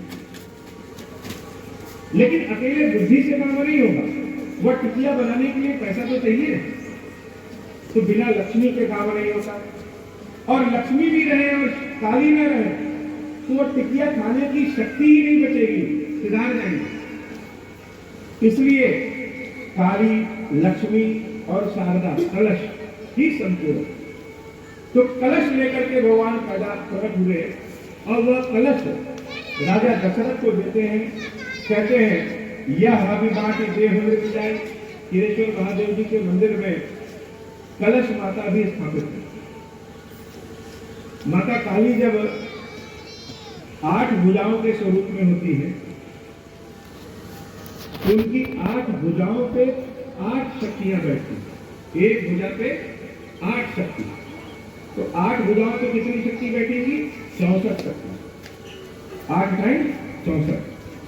उसी 64 शक्तियों से शिव जी के पास 64 कलाएं होती हैं।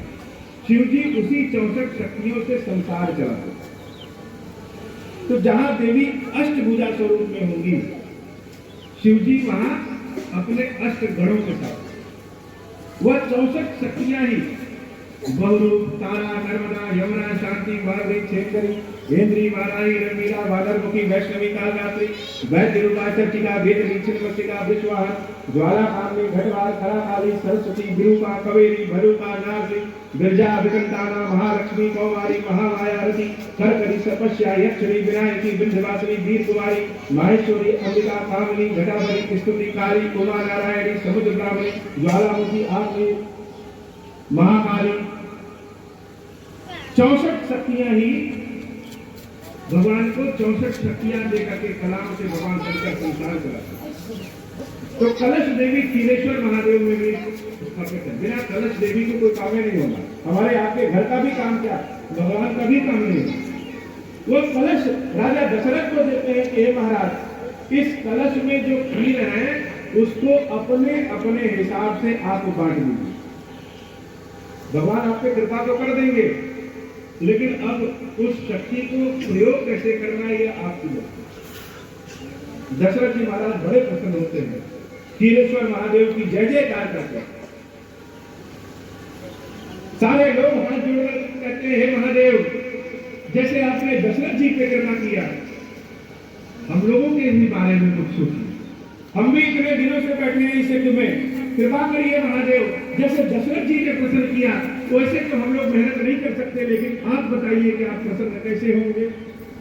दशरथ जी महाराज की प्रसन्नता देख करके सब आनंदित हो गए। क्षीरेश्वर महादेव जी कहते हैं, तब अदृश्य भय पावक सकल सबहि समझाई। अदृश्य हुए, अदृश्य होने के पहले समझा करके बताते हैं कि राम नाम से ही हम प्रसन्न होते। राम नाम लेने वाला कौन है?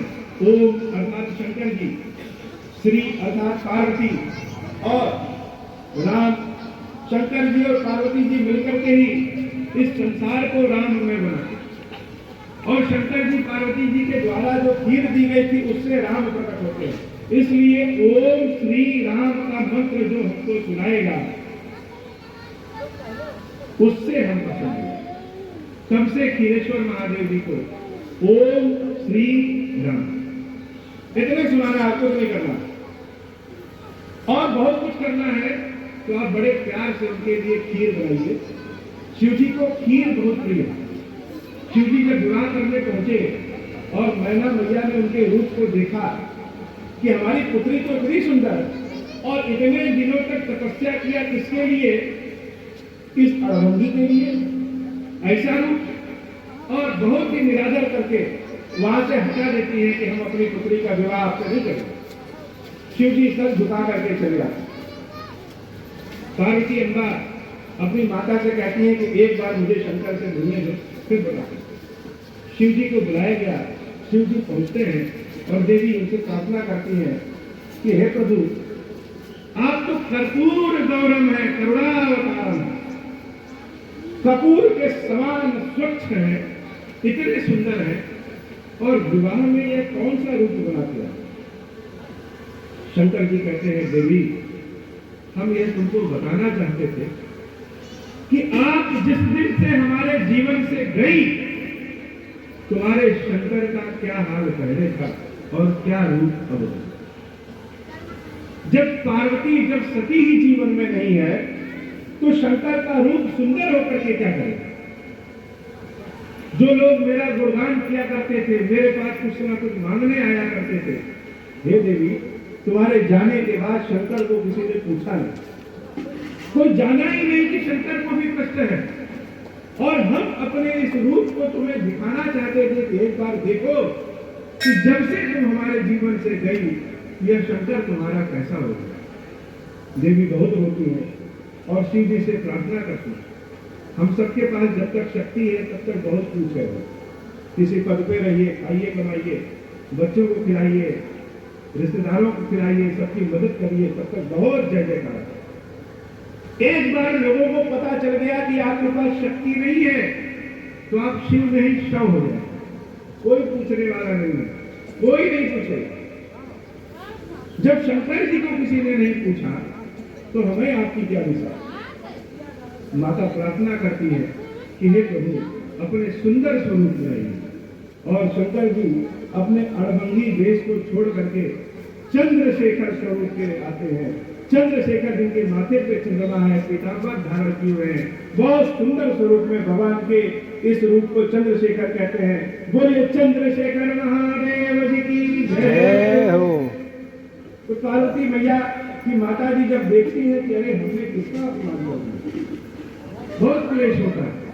अब शिव जी को मनाए कैसे। देवी पार्वती कहती है कि शिव जी को खीर बहुत प्रिय है, आप उनको खीर करें। मैना देवी शिव जी को खीर खिलाती है और शिव जी बड़े प्रसन्न हैं। शिव जी को खीर बहुत प्रिय है। तो खीरेश्वर महादेव को ओम श्री राम और खीर, यह अक्षर जो है यह खीरेश्वर महादेव जी की पूजा करके लाया गया है। अभी इस कथा के बाद आप लोगों को वितरित किया जाएगा। इस अक्षर का, इस चावल का आप प्रत्येक सोमवार को अपने घर खीर बनाइए। प्रत्येक सोमवार थोड़ी सी खीर बनाइए और अपने घर एक घी का दीपक जलाइए शाम के समय। वही घी का दीपक ही उन्हीं को खीरेश्वर महादेव मानिए, अग्नि स्वरूप है, और उन्हीं को खीर का भोग लगाइए। वही खीर प्रसाद स्वरूप में स्वयं भी खाइए और अपने घर के सभी लोगों को खिलाइए। जिसको जिसको खिलाना चाहे उसको उसको खिला। खीर बनाते समय ध्यान देना है कि जो मन में कामना है वह सोचिए और राम राम ओम श्री राम कहते हुए खीर बनाइए। मन की जो इच्छा है वह सोचिए। किसी बीमारी को दूर भगाना चाहते हैं, धन संपत्ति की कमी है, कोई और परेशानी है, किसी भी तरह की परेशानी है, भगवान से प्रार्थना करिए कि भगवान दूर करें। वह खीर भगवान को भोग लगा करके प्रसाद स्वरूप जब आप ग्रहण करेंगे तो धीरे धीरे आपके कुटुंब, आपके घर की समस्या समाप्त होगी, धन संपत्ति की वृद्धि होगी, यश कीर्ति की वृद्धि होगी। तो खीरेश्वर महादेव जी की सेवा पूजा करने के लिए कहीं जाना भी नहीं, अपने घर में दीपक जलाइए। सभी लोग जो भी हिंदू है, जो सनातन है, वह घर में कहीं न कहीं दीपक जलाता ही होगा। करना यह है कि घी का दीपक हो, भले 1 चम्मच घी हो, 10 मिनट जले, लेकिन उन्हीं को महादेव मानिए और वही खीरेश्वर महादेव। और बहुत अच्छा तो यह होगा कि आप रोज अपने घर में शाम को घी का दीपक एक जलाइए, उनको खीरेश्वर महादेव मानिए और ओम श्री राम कह करके 11 बार, केवल ज्यादा कह पाई कह दीजिए, केवल 11 बार ओम श्री राम, ओम श्री राम, ओम श्री राम। क्या कहना है? कस के बोलिए सब लोग, ओम श्री राम, ओम श्री राम, ओम श्री राम। राम जब कहेंगे तो अंदर का सारा कष्ट बाहर निकल करके मुंह बंद हो जाए। खीर केवल सोमवार को खिलाइए और दीपक रोज जलाइए। तो महादेव जी ने बताया कि कलयुग में जब घोर पाप हो जाएगा उस समय कलम देव महादेव, महादेव अपनी कला के स्वरूप में आकर के प्रतिष्ठिते से प्रकाश्यते, प्रतिष्ठित होंगे और प्रकाशित होंगे। विकृताकृति, अपने विकृत आकृति। तो शिव जी का जो स्वरूप होता है वह गोल होता है, लेकिन इन खीरेश्वर महादेव जी के ज्योतिर्लिंग का जो स्वरूप है वह दीपक में जो प्रकाश जलता है उस लौ की तरह है। आप जब दर्शन करने आएंगे देखेंगे तो ऐसा लगेगा जैसे शिव जी पार्वती के साथ स्वयं ध्यान में बैठे हैं। वही महादेव खीरेश्वर महादेव के रूप में चौथा में स्थापित। तो भगवान ने आशीर्वाद दिया है और भगवान ने आशीर्वाद देकर के आप लोगों के समक्ष भेजा। सारे लोगों ने खीरेश्वर महादेव की जय जयकार किया और खीरेश्वर महादेव अदृश्य। महाराज दशरथ ने उस खीर को 2 भागों में बांटा। एक भाग महारानी कौशल्या को दिया, जो आधा भाग बचा है उसके फिर से 2 टुकड़े किए उसमें से एक भाग देवी कैकेयी को दिया और एक भाग जो फिर बच गया उसके फिर 2 टुकड़े किए और उसमें से एक टुकड़ा फिर से कौशल्या अम्बा को और एक टुकड़ा कैकेयी अम्बा को दिया। इस बार जो प्राप्त हुआ था उस खीर को कौशल्या अम्बा और कैकेयी अम्बा ने अपने अपने भाग को माता सुमित्रा को दे दिया। तभी सुमित्रा जी से 2 पुत्र लक्ष्मण जी और शत्रुघ्न जी पैदा होते हैं। कैकेयी से एक पुत्र भरत जी पैदा होते हैं और देवी कौशल्या से एक पुत्र राम प्रकट होते हैं। तो जब खीर का वितरण हो रहा था उसी समय एक भगवान की लीला से एक घटना हुई कि एक चिड़िया दूर से देखती है कि यहाँ कोई बहुत स्वादिष्ट चीज बट रही है। पशु पक्षियों की नाक बहुत तेज होती है, दूर से देख रही है कोई स्वादिष्ट चीज है, अद्भुत चीज है। वह चिड़िया दौड़ करके उड़ते हुए आई और उस खीर पे झपट्टा मारा तो पंजे में खीर का कुछ भाग ले लिया। वह भाग लेकर के उड़ गई कि हम उसको कहीं एकांत में जाकर के बैठ करके खाएंगे। जब उड़ते हुए बहुत दूर गई तो देख रही है कि एक स्थान पे, एक पर्वत पे एक देवी तपस्या करती है, ध्यान में बैठी है, एकदम तपस्या में लीन है। वह चिड़िया उन देवी के रूप को जब देखती है तो बहुत आकर्षित हो जाती है। इतना आकर्षित होती है कि वह यह भूल जाती है कि उसके पंजे में खीर भी है। वह खीर नीचे गिर जाती है। जब नीचे गिरता है आसमान से उसी समय पवन देवता बड़े वेग से चलते हैं और वह खीर उड़ करके आकर के जो देवी तपस्या करती है उनके कान में गिर जाती है। कान के माध्यम से हम लोग जब कान में कोई दवा डालते हैं तो कुछ देर बाद गले में पहुंच जाता है कि नहीं पहुंच जाता? वह कान के माध्यम से गले से होता हुआ गर्भ में पहुंच जाता है। उस देवी का नाम है अंजना और उनका जो पुत्र पैदा होता है वही हनुमान जी महाराज को। बोलिए श्री हनुमान जी महाराज की जय हो।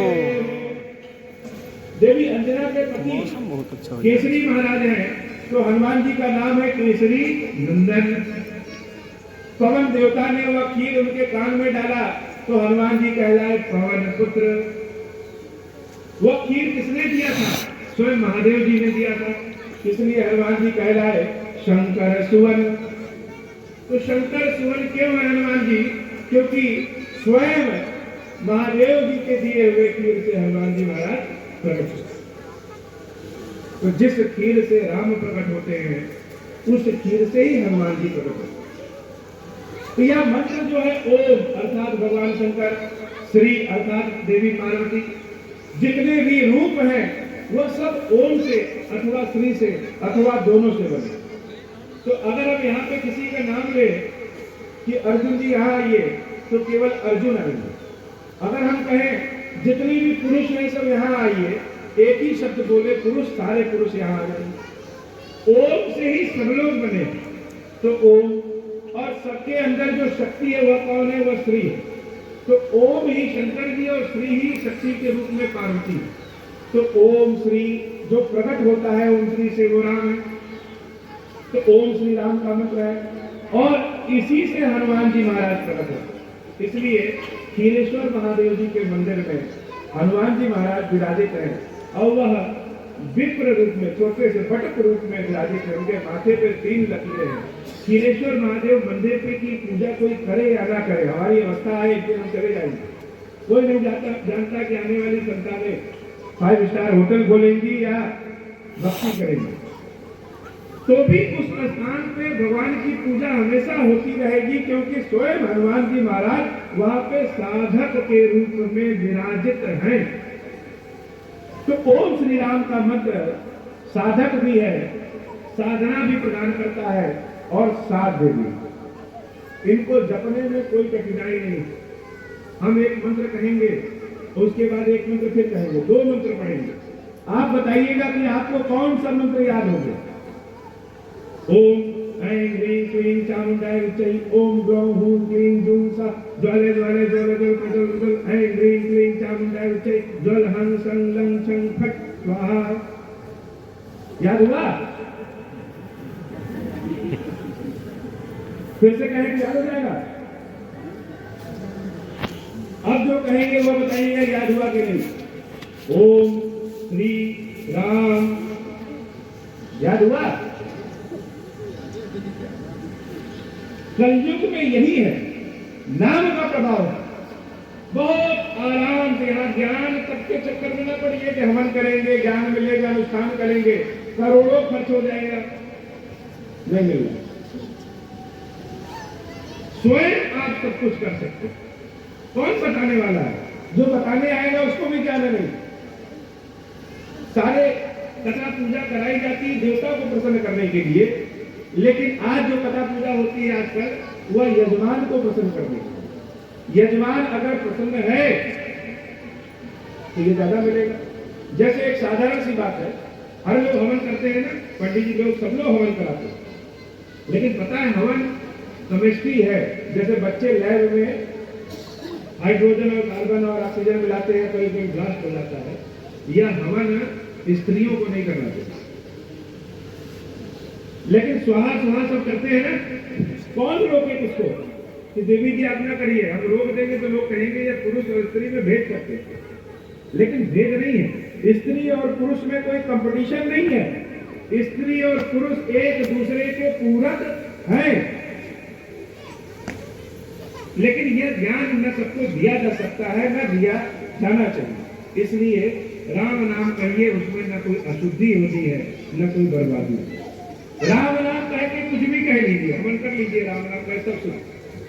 ओम श्री राम का मंत्र कोई जरूरी नहीं है कि आज बहुत ठंडी है, स्नान नहीं किए हैं, कैसे ले लीजिए। अभी यहाँ पे बारिश होने लगे, कोई हवाई जहाज से आए और बहुत सारा सोना गिरा जाए, तो आप नहीं सोचेंगे कि हम नहाए हैं कि नहीं नहाए हैं। दौड़ पड़ेंगे कि नहीं? दौड़ो और जितना भर पाओ भर लो। नहाना होना बाद में देखा जाए। यह राम नाम उस सोने से भी बड़ा है। जैसे है सोए हैं रजाई में, ओम श्री राम ओम श्री राम ओम श्री राम, इसका प्रभाव आपको दिखेगा। तो उसी से हनुमान जी महाराज भी प्रकट हुए और धीरे धीरे ऐसा समय आता है कि भगवान जन्म लेने वाले रहते हैं। भगवान जब जन्म लेने वाले रहते हैं तो जैसे यहाँ पे अभी प्रधानमंत्री जी को आना हो तो सारी सड़क वड़क अपने आप रंग टूट के सही हो जाएगी कि नहीं? सब सही हो जाएगी।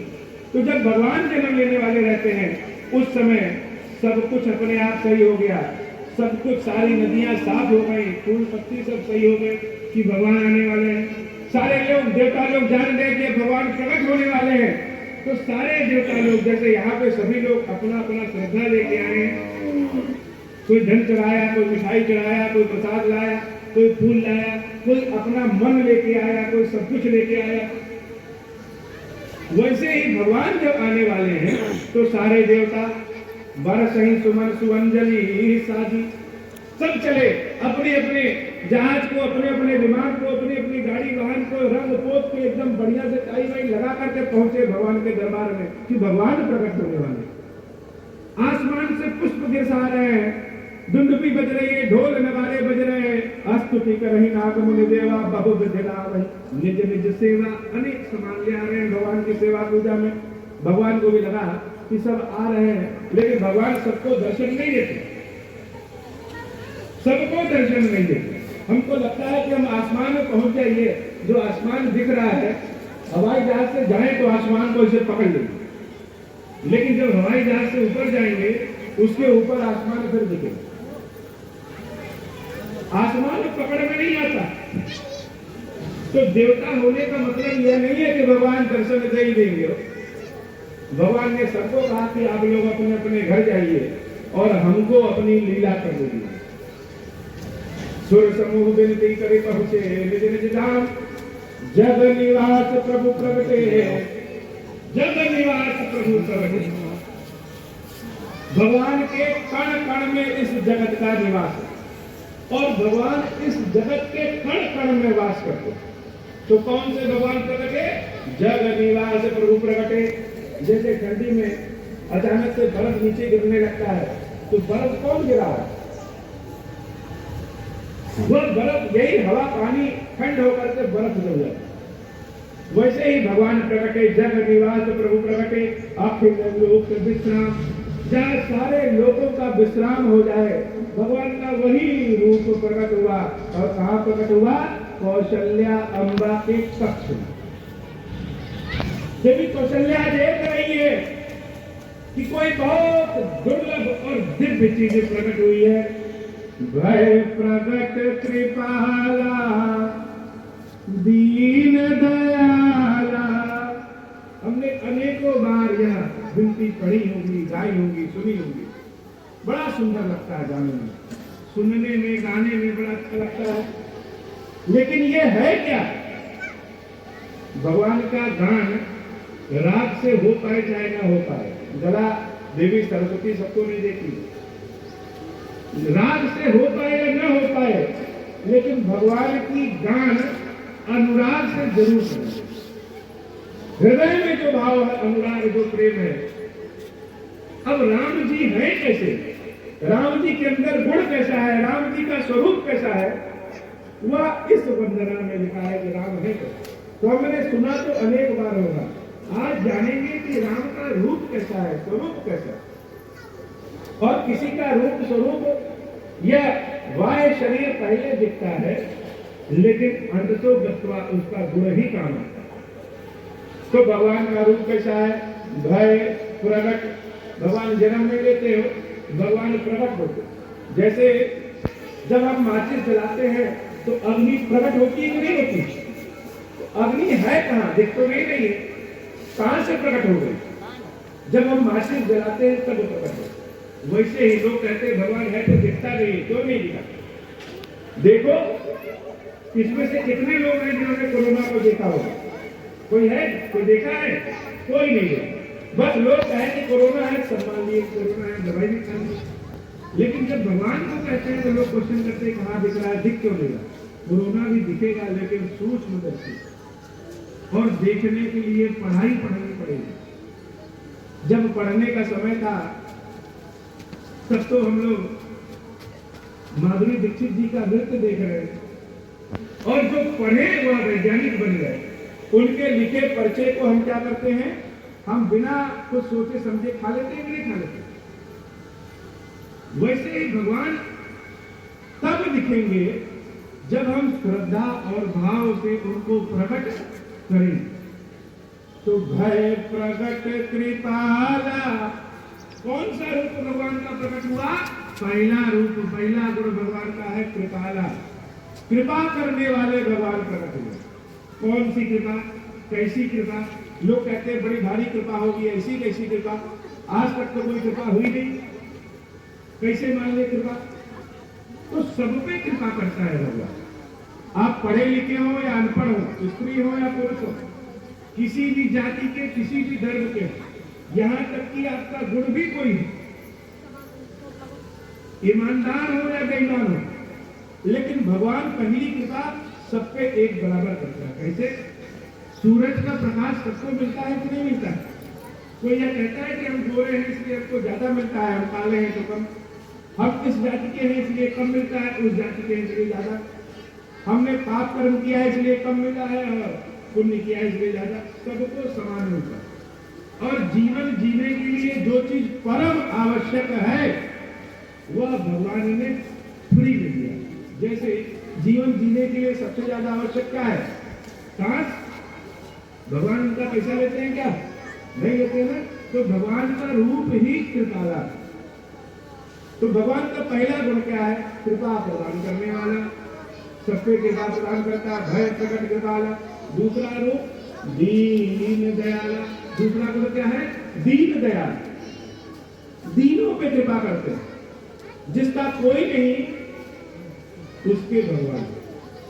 किसी की सिफारिश विधायक से, किसी की सिफारिश सांसद के पास, किसी की सिफारिश डीएम है, कोई मुख्यमंत्री का जानने वाला है, किसी के पास कोई नहीं। तो जिसके पास कोई नहीं है उसके पास कौन है? उसके पास दीन दयाल। आप पहुंचिए तो आपको जब काम कराना होगा तो आप कहाँ पहुंचेंगे? पहले थानेदार के यहाँ पहुंचेंगे, पहले हम क्या पहुंचे? पहले डीएम क्या पहुंचे? उसको तो भूल ही जाएंगे। और सब छोड़ के पहले उनके यहाँ पहुंचिए तो थानेदार डीएम भी आपके यहाँ पहुंचे। तो दीन दयाला। जैसे किसी माता के 4 पुत्र हो, 3 पुत्र हो, तो माता गोदी किसको लेती है? जो चल नहीं पाता, जो ठुमुक ठुमुक के चलेगा मैया तो उसकी हाथ पकड़ के उंगली पकड़ के चलाएंगी, और जो दौड़ेगा उसको छोड़ देंगे कि जाओ चले जाओ। तो हम सब में भी जो पूरी तरह से ईश्वर पे आश्रित हैं, भगवान उनको गोदी उठा ले। हम गंगा जी के यहाँ पहुंचे और कितना जल लाना है यह हमारे बर्तन पे निर्भर करता है, पात्र पे। हम चम्मच लेके पहुंचेंगे, बोतल लेके पहुंचेंगे तो 1 बोतल जल, टैंकर लेके पहुंचेंगे तो 1 टैंकर जल। तो भगवान की कृपा कितनी प्राप्त करनी है यह हमारे ऊपर निर्भर है, हम उस पे कितना आश्रित है। तो वह दीन दयाला है, जिसका कोई नहीं होता है उसके भगवान होते हैं। बालक ध्रुव अपने पिता के गोदी में जब बैठे तो उस बालक की सौतेली माता ने उस पुत्र को उठा के पीछे फेंक दिया, गंदे संदे चले आते। उस बालक के पिता राजा उत्तानपाद राजा होकर के भी अपने बच्चे को गोद से नहीं लगाते। बच्चा रोता बिलखता हुआ अपनी रानी सुनीति क्या पहुंचता है। रानी कहती है, पुत्र तुम सबसे ऊंची गोदी में बैठो। तो सबसे ऊंची गोदी क्या है? सबसे ऊंची गोदी भगवान की गोदी। तुम परम पिता की गोदी में बैठो, सबसे ऊंची गोदी भगवान की गोदी है। बालक ध्रुव सोचा माता जो कहती है वो सत्य है, आज तक झूठ नहीं बोलती। और अगर इन्होंने कहा है कि ईश्वर की गोदी में बैठो तो हमें ईश्वर को ढूंढना चाहिए। तो ईश्वर कहाँ है? माता ने कहा है तो ईश्वर यहीं कहीं होगा। बालक ध्रुव ईश्वर को ढूंढने के लिए निकल पड़ते, चले जाते हैं जंगल। न शेर का डर, न चीते का डर, न हाथी का डर, और ईश्वर ईश्वर ईश्वर ईश्वर ढूंढ रहे हैं। जब आप सही मन से जाएंगे तो रास्ता दिखाने वाला कोई ना कोई मिल ही जाए। नारद जी देखे कि यह बालक है, बेचारा घूम रहा है, कहाँ है, तरस आ गया। गए बच्चे ने कहा चलो तुमको तुम्हारे घर छोड़ दे। बालक ने कहा नहीं, मुझे ईश्वर की गोदी में बैठना है, ऐसा मेरी मैया ने कहा। अब नारद जी ज्ञानी, बालक कहां से ईश्वर की गोदी पाए? तो कहे कहां जाओगे तुम ईश्वर की गोदी? तुम यहीं बैठो, ईश्वर स्वयं तुम्हारे पास चल के। बालक गुरु ने कहा कि यह बहुत ही ज्ञानी लगते हैं, जो कह रहे हैं चलो यहीं बैठ जाते, हो सकता है इसी रास्ते से भगवान ईश्वर आते जाते हैं। तो नाम क्या है उनका यह बता दीजिए, ताकि इधर से आए जाए तो नाम पुकारते रहे। नारद जी ने भगवान का नाम बताया और उस नाम का जप बालक ध्रुव कर रहे कि रास्ते से कोई भी जाएगा जब नाम पुकारेंगे हो सकता है वही ईश्वर। अब बालक तो बालक, भूख लग गई तो माता याद आएगी, रास्ता जानते नहीं वो वापस कैसे जाए, और जाएंगे भी नहीं क्योंकि भगवान की गोदी बैठना है और माता ने कहा है तो भगवान की गोदी बैठना है। तो बहुत भूख लगी तो उस बालक के रूप को देख करके लक्ष्मी मैया स्वयं उस ध्रुव के माता का रूप बना करके आती है। और जब रूप बना करके आती है तो बालक ध्रुव को अपनी माता देखती है, बड़ी खुश होती है। अब तो माता भी यहाँ आ गई, अब तो घर जाने का भी कोई टेंशन नहीं। अब हम ईश्वर की गोदी में बैठते ही मानेंगे। लक्ष्मी मैया उतने दिनों तक, जितने दिनों तक ध्रुव भगवान को पुकारते हैं, उनकी मां बन करके उनको खिलाती खिलाती।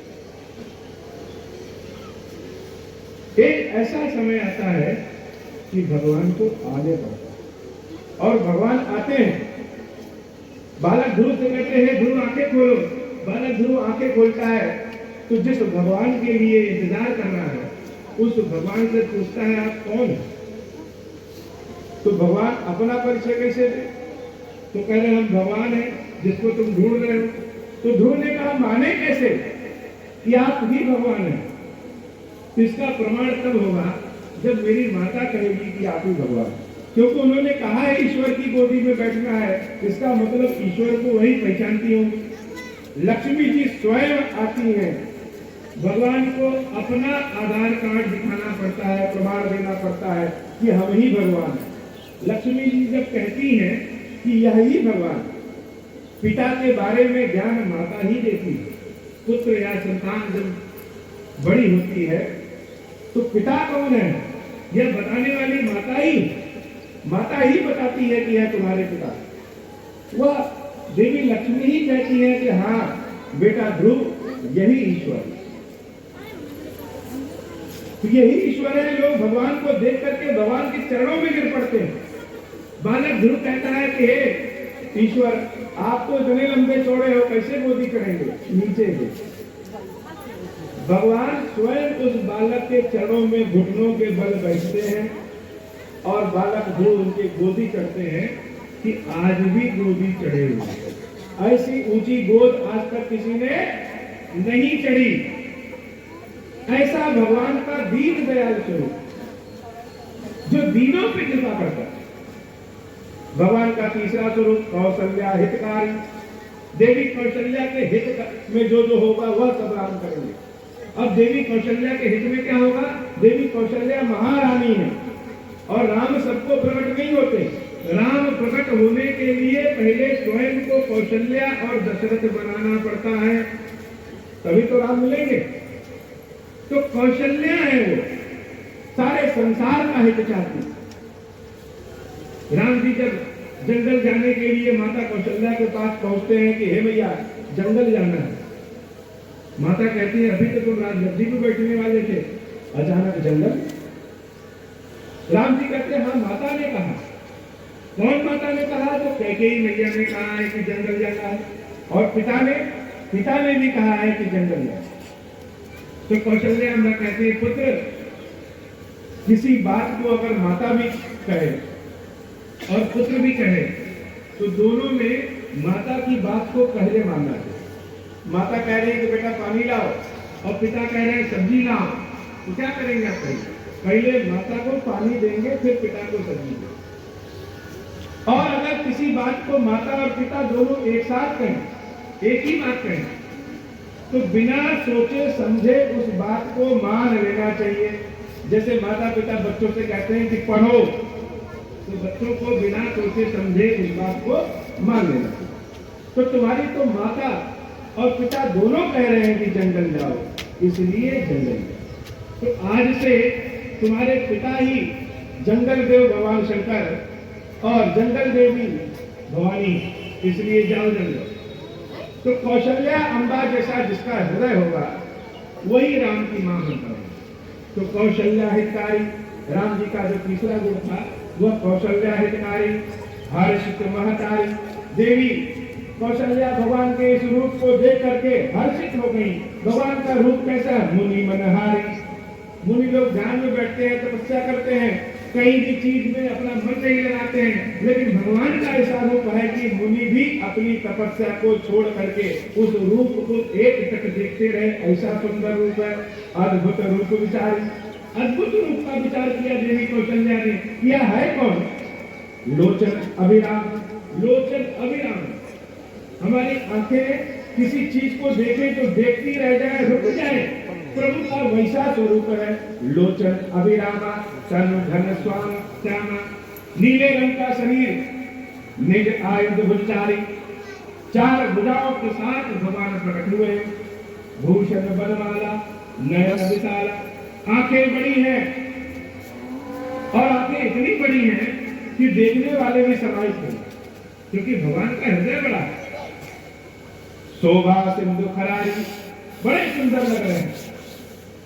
आंख देखे तो आंख देखते रह जाएंगे, पैर देखते तो पैर देखते रह जाएंगे, मुख देखे तो मुख देखते रह जाएंगे। भगवान के किस रूप को, भगवान के किस अंग को देखे इतने सुंदर है।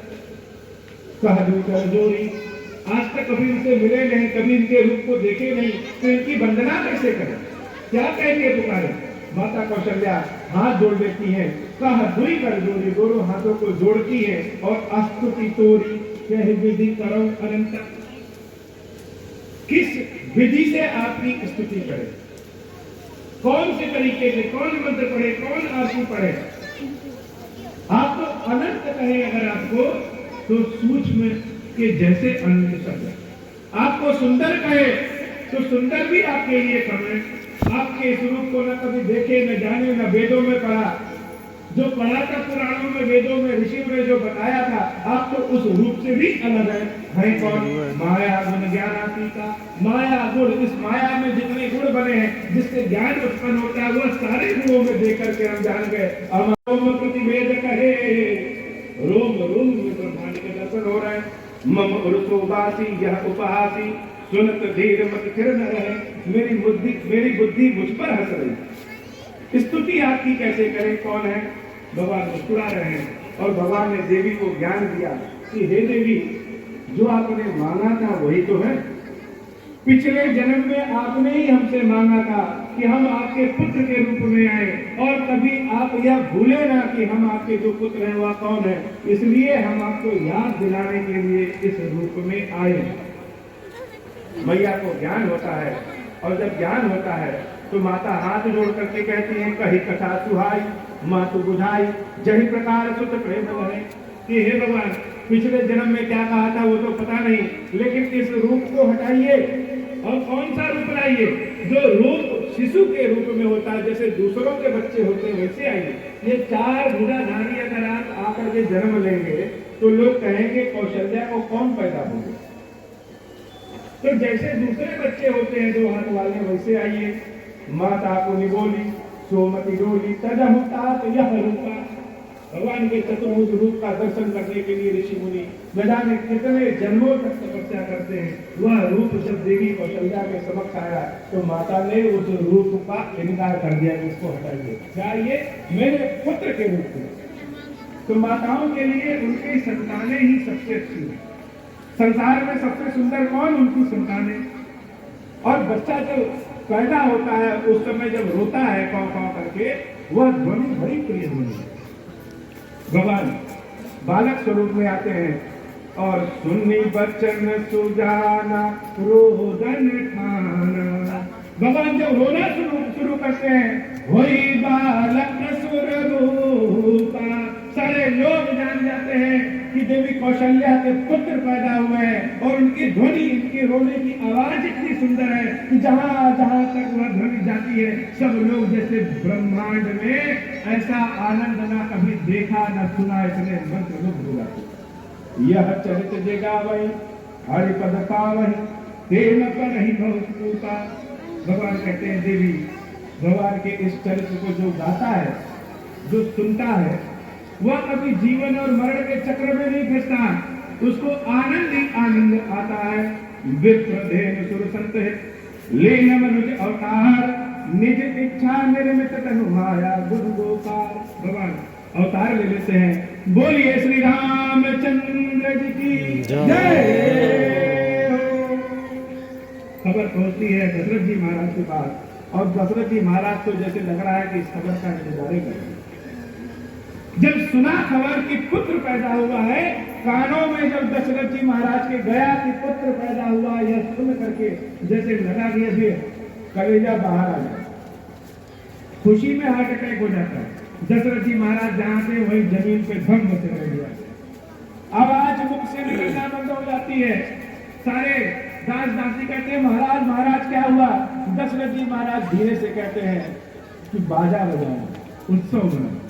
होश आता है, मन में सोचते हैं, जाकर नाम सुनत शुभ हुई। जिसके नाम के बारे में, जिसके बारे में सुनने से शुभ हो गया, वह है कौन? मोरे गृह आवा प्रभु सोई। मेरे घर स्वयं भगवान ही है। शत्रुपा अम्मा ने मांगा था कि कभी हम भूले ना कि आप ईश्वर हैं। भगवान उनको चतुर्भुज स्वरूप में दर्शन देकर याद दिलाते हैं, तो अम्बा कहती है रूप हटाइए और पुत्र के रूप में आइए। दशरथ जी महाराज मनु रूप में मांगे रहते हैं कि कभी हमको याद ना आए कि आप भगवान हैं। वह स्वयं कह रहे हैं, जहाँ पर नाम सुनत सुबोई, लग रहा मेरे घर भगवान ही आकर है। थोड़े समय में खबर मिलती है, कहते ही अम्बा को भरत जी और सुमित्रा अम्बा को शत्रुघ्न जी और लक्ष्मण जी प्रकट होते हैं। बोलिए श्री सियावर रामचंद्र जी की जय हो। आज की कथा इतनी है। राम कथा अनंत है और एक दिन में राम कथा जाना नहीं जा सकता। श्री रामचरितमानस जीता जागता महादेव जी का ज्योतिर्लिंग। एक बहुत बड़े संत थे, वो मानस को जब पढ़ते थे पूरी मानस उनको याद थी, लेकिन जब पढ़े तो एक एक अक्षर ऐसे छू छू के लोग कहे महाराज आपको सब याद है, फिर किताब खोल के क्यों पढ़ते? उन्होंने कहा मानस का एक एक अक्षर ही देता है, छूने से लगता है कि उनके चरण को छू रहे। इस कलयुग में तुलसीदास जी ने जो लिख दिया है, लोग जैसे अभी आपको नदी कोई पार करना हो, कल्याणी नदी रास्ते में बढ़ती हो, अगर आपको पार करना हो तो पार नहीं कर पाएंगे, नौका हो, तैरना आता हो, गंगा जी पार करना, पार नहीं कर पाएंगे। लेकिन कोई अगर उस पर पुल बना दे तो एक चींटी भी इस पार से उस पार चली जाती है। तो रामचरितमानस उस पुल की तरह है जिसका एक एक अक्षर ही स्वयं है शंकर पार्वती।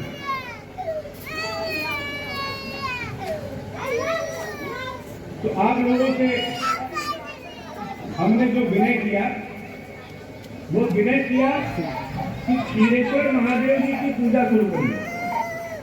एक समय जब प्रलय आना था तो भगवान मत्स्य अवतार में प्रकट होते हैं और एक राजा को आदेश देते हैं कि आपके पास जितने उपयोग की सामान है सब एक बड़ी सी नाव बनाइए और उस नाव में रख लीजिए। महाराज ने ऋषियों को, मुनियों को, पेड़ों के बीच के, अनाजों के बीच को, शास्त्रों को, रत्नों को, बहुत चीजों को, पशु पक्षियों को उस बड़ी सी नाव में रखा। और जब प्रलय आया तो स्वयं भगवान विष्णु भक्त स्वरूप में आकर के उस नाव की रक्षा करते हैं और उसी नाव में जो चीज थी उसी से संसार फिर से शुरू हुआ। वैसा ही उस समय होने वाला। तो इस समय वह नौका ही क्षीरेश्वर महादेव जी की पूजा है। और क्षीरेश्वर महादेव जी की पूजा करें कैसे? बहुत आसान। प्रत्येक शाम को अपने घर में घी का दीपक जलाइए। अगर आप सनातनी हैं तो क्या करेंगे?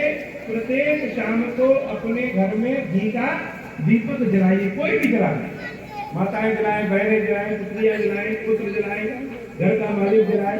लेकिन शाम को गोधूली के समय जब सूरज देव डूब रहे हो उस समय एक घी का दीपक। ऐसा नहीं है बाती को घी में डुबो लीजिए, बस वो 10 सेकंड जले लेकिन जले। और उन्हीं दीपक को क्षीरेश्वर महादेव मानिए और उनके समक्ष कम से कम उंगली पे ओम श्री राम, ओम श्री राम, ओम श्री राम, ओम श्री राम, ओम श्री राम, ओम श्री राम, ओम श्री राम का जाप करना। बस इतने करना है, कुछ नहीं करना। बहुत आसान है। बाकी सब अपने काम जो करना है करते रहिए। आप जिसकी पूजा कर रहे हैं, जहाँ जापान कर रहे हैं, सब करिए। लेकिन प्रत्येक शाम को क्षीरेश्वर महादेव जी का नाम का दीपक अपने घर में जरूर दें। और प्रत्येक सोमवार की शाम को जो अक्षय प्रसाद अभी हम आपको देंगे, इसका अपने घर खीर बनाइए और खीर बना करके उन्हीं क्षीरेश्वर महादेव को भोग लगाइए, स्वयं भी खाइए और सबको खिलाइए। जब यह अक्षय प्रसाद खत्म हो जाए तो आप क्षीरेश्वर महादेव जी के मंदिर आकर के फिर से ये अक्षय प्रसाद ले सकते हैं।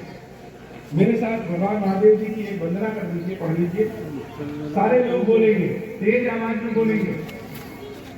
हे भगवान शंकर, आप ऋण, पातक, दुर्भाग्य और दरिद्रता आदि की निवृत्ति के लिए तथा संपूर्ण पापों का नाश करने के लिए मुझ पर प्रसन्न होइए। मैं दुख और शोक की आग में जल रहा हूं, संसार भय से पीड़ित हूं, अनेक प्रकार के रोगों से व्याकुल और दीन हूं। क्षीरेश्वर मेरी रक्षा कीजिए। देव देवेश्वर सबको निर्भय कर देने वाले महादेव जी आप यहाँ पधारिए और मेरी की हुई इस पूजा को पार्वती जी के साथ ग्रहण कीजिए। मेरा मंगल करिए। जय क्षीरेश्वर महादेव।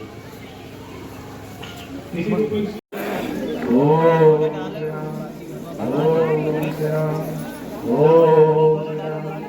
छोटू, अरे छोटू पीछे घर पे ले जाके थोड़े से ये चावल उसमें मिला लीजिए, जितने मिलाना बनाते रहिए आराम से, खत्म होने लगे फिर मिला लो, कभी खत्म ही नहीं होगा।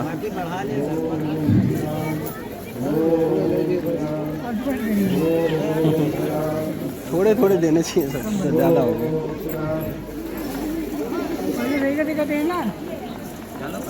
कोई बात नहीं, अक्षर जब खत्म हो जाए तो मंदिर आकर के आप लोग फिर से अक्षर ले लीजिएगा।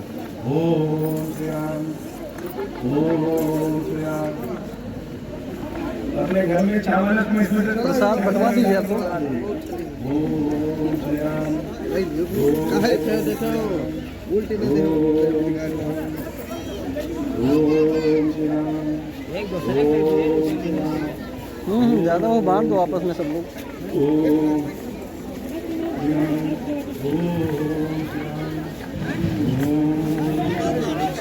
छोटू चलो सभी लोग बैठो।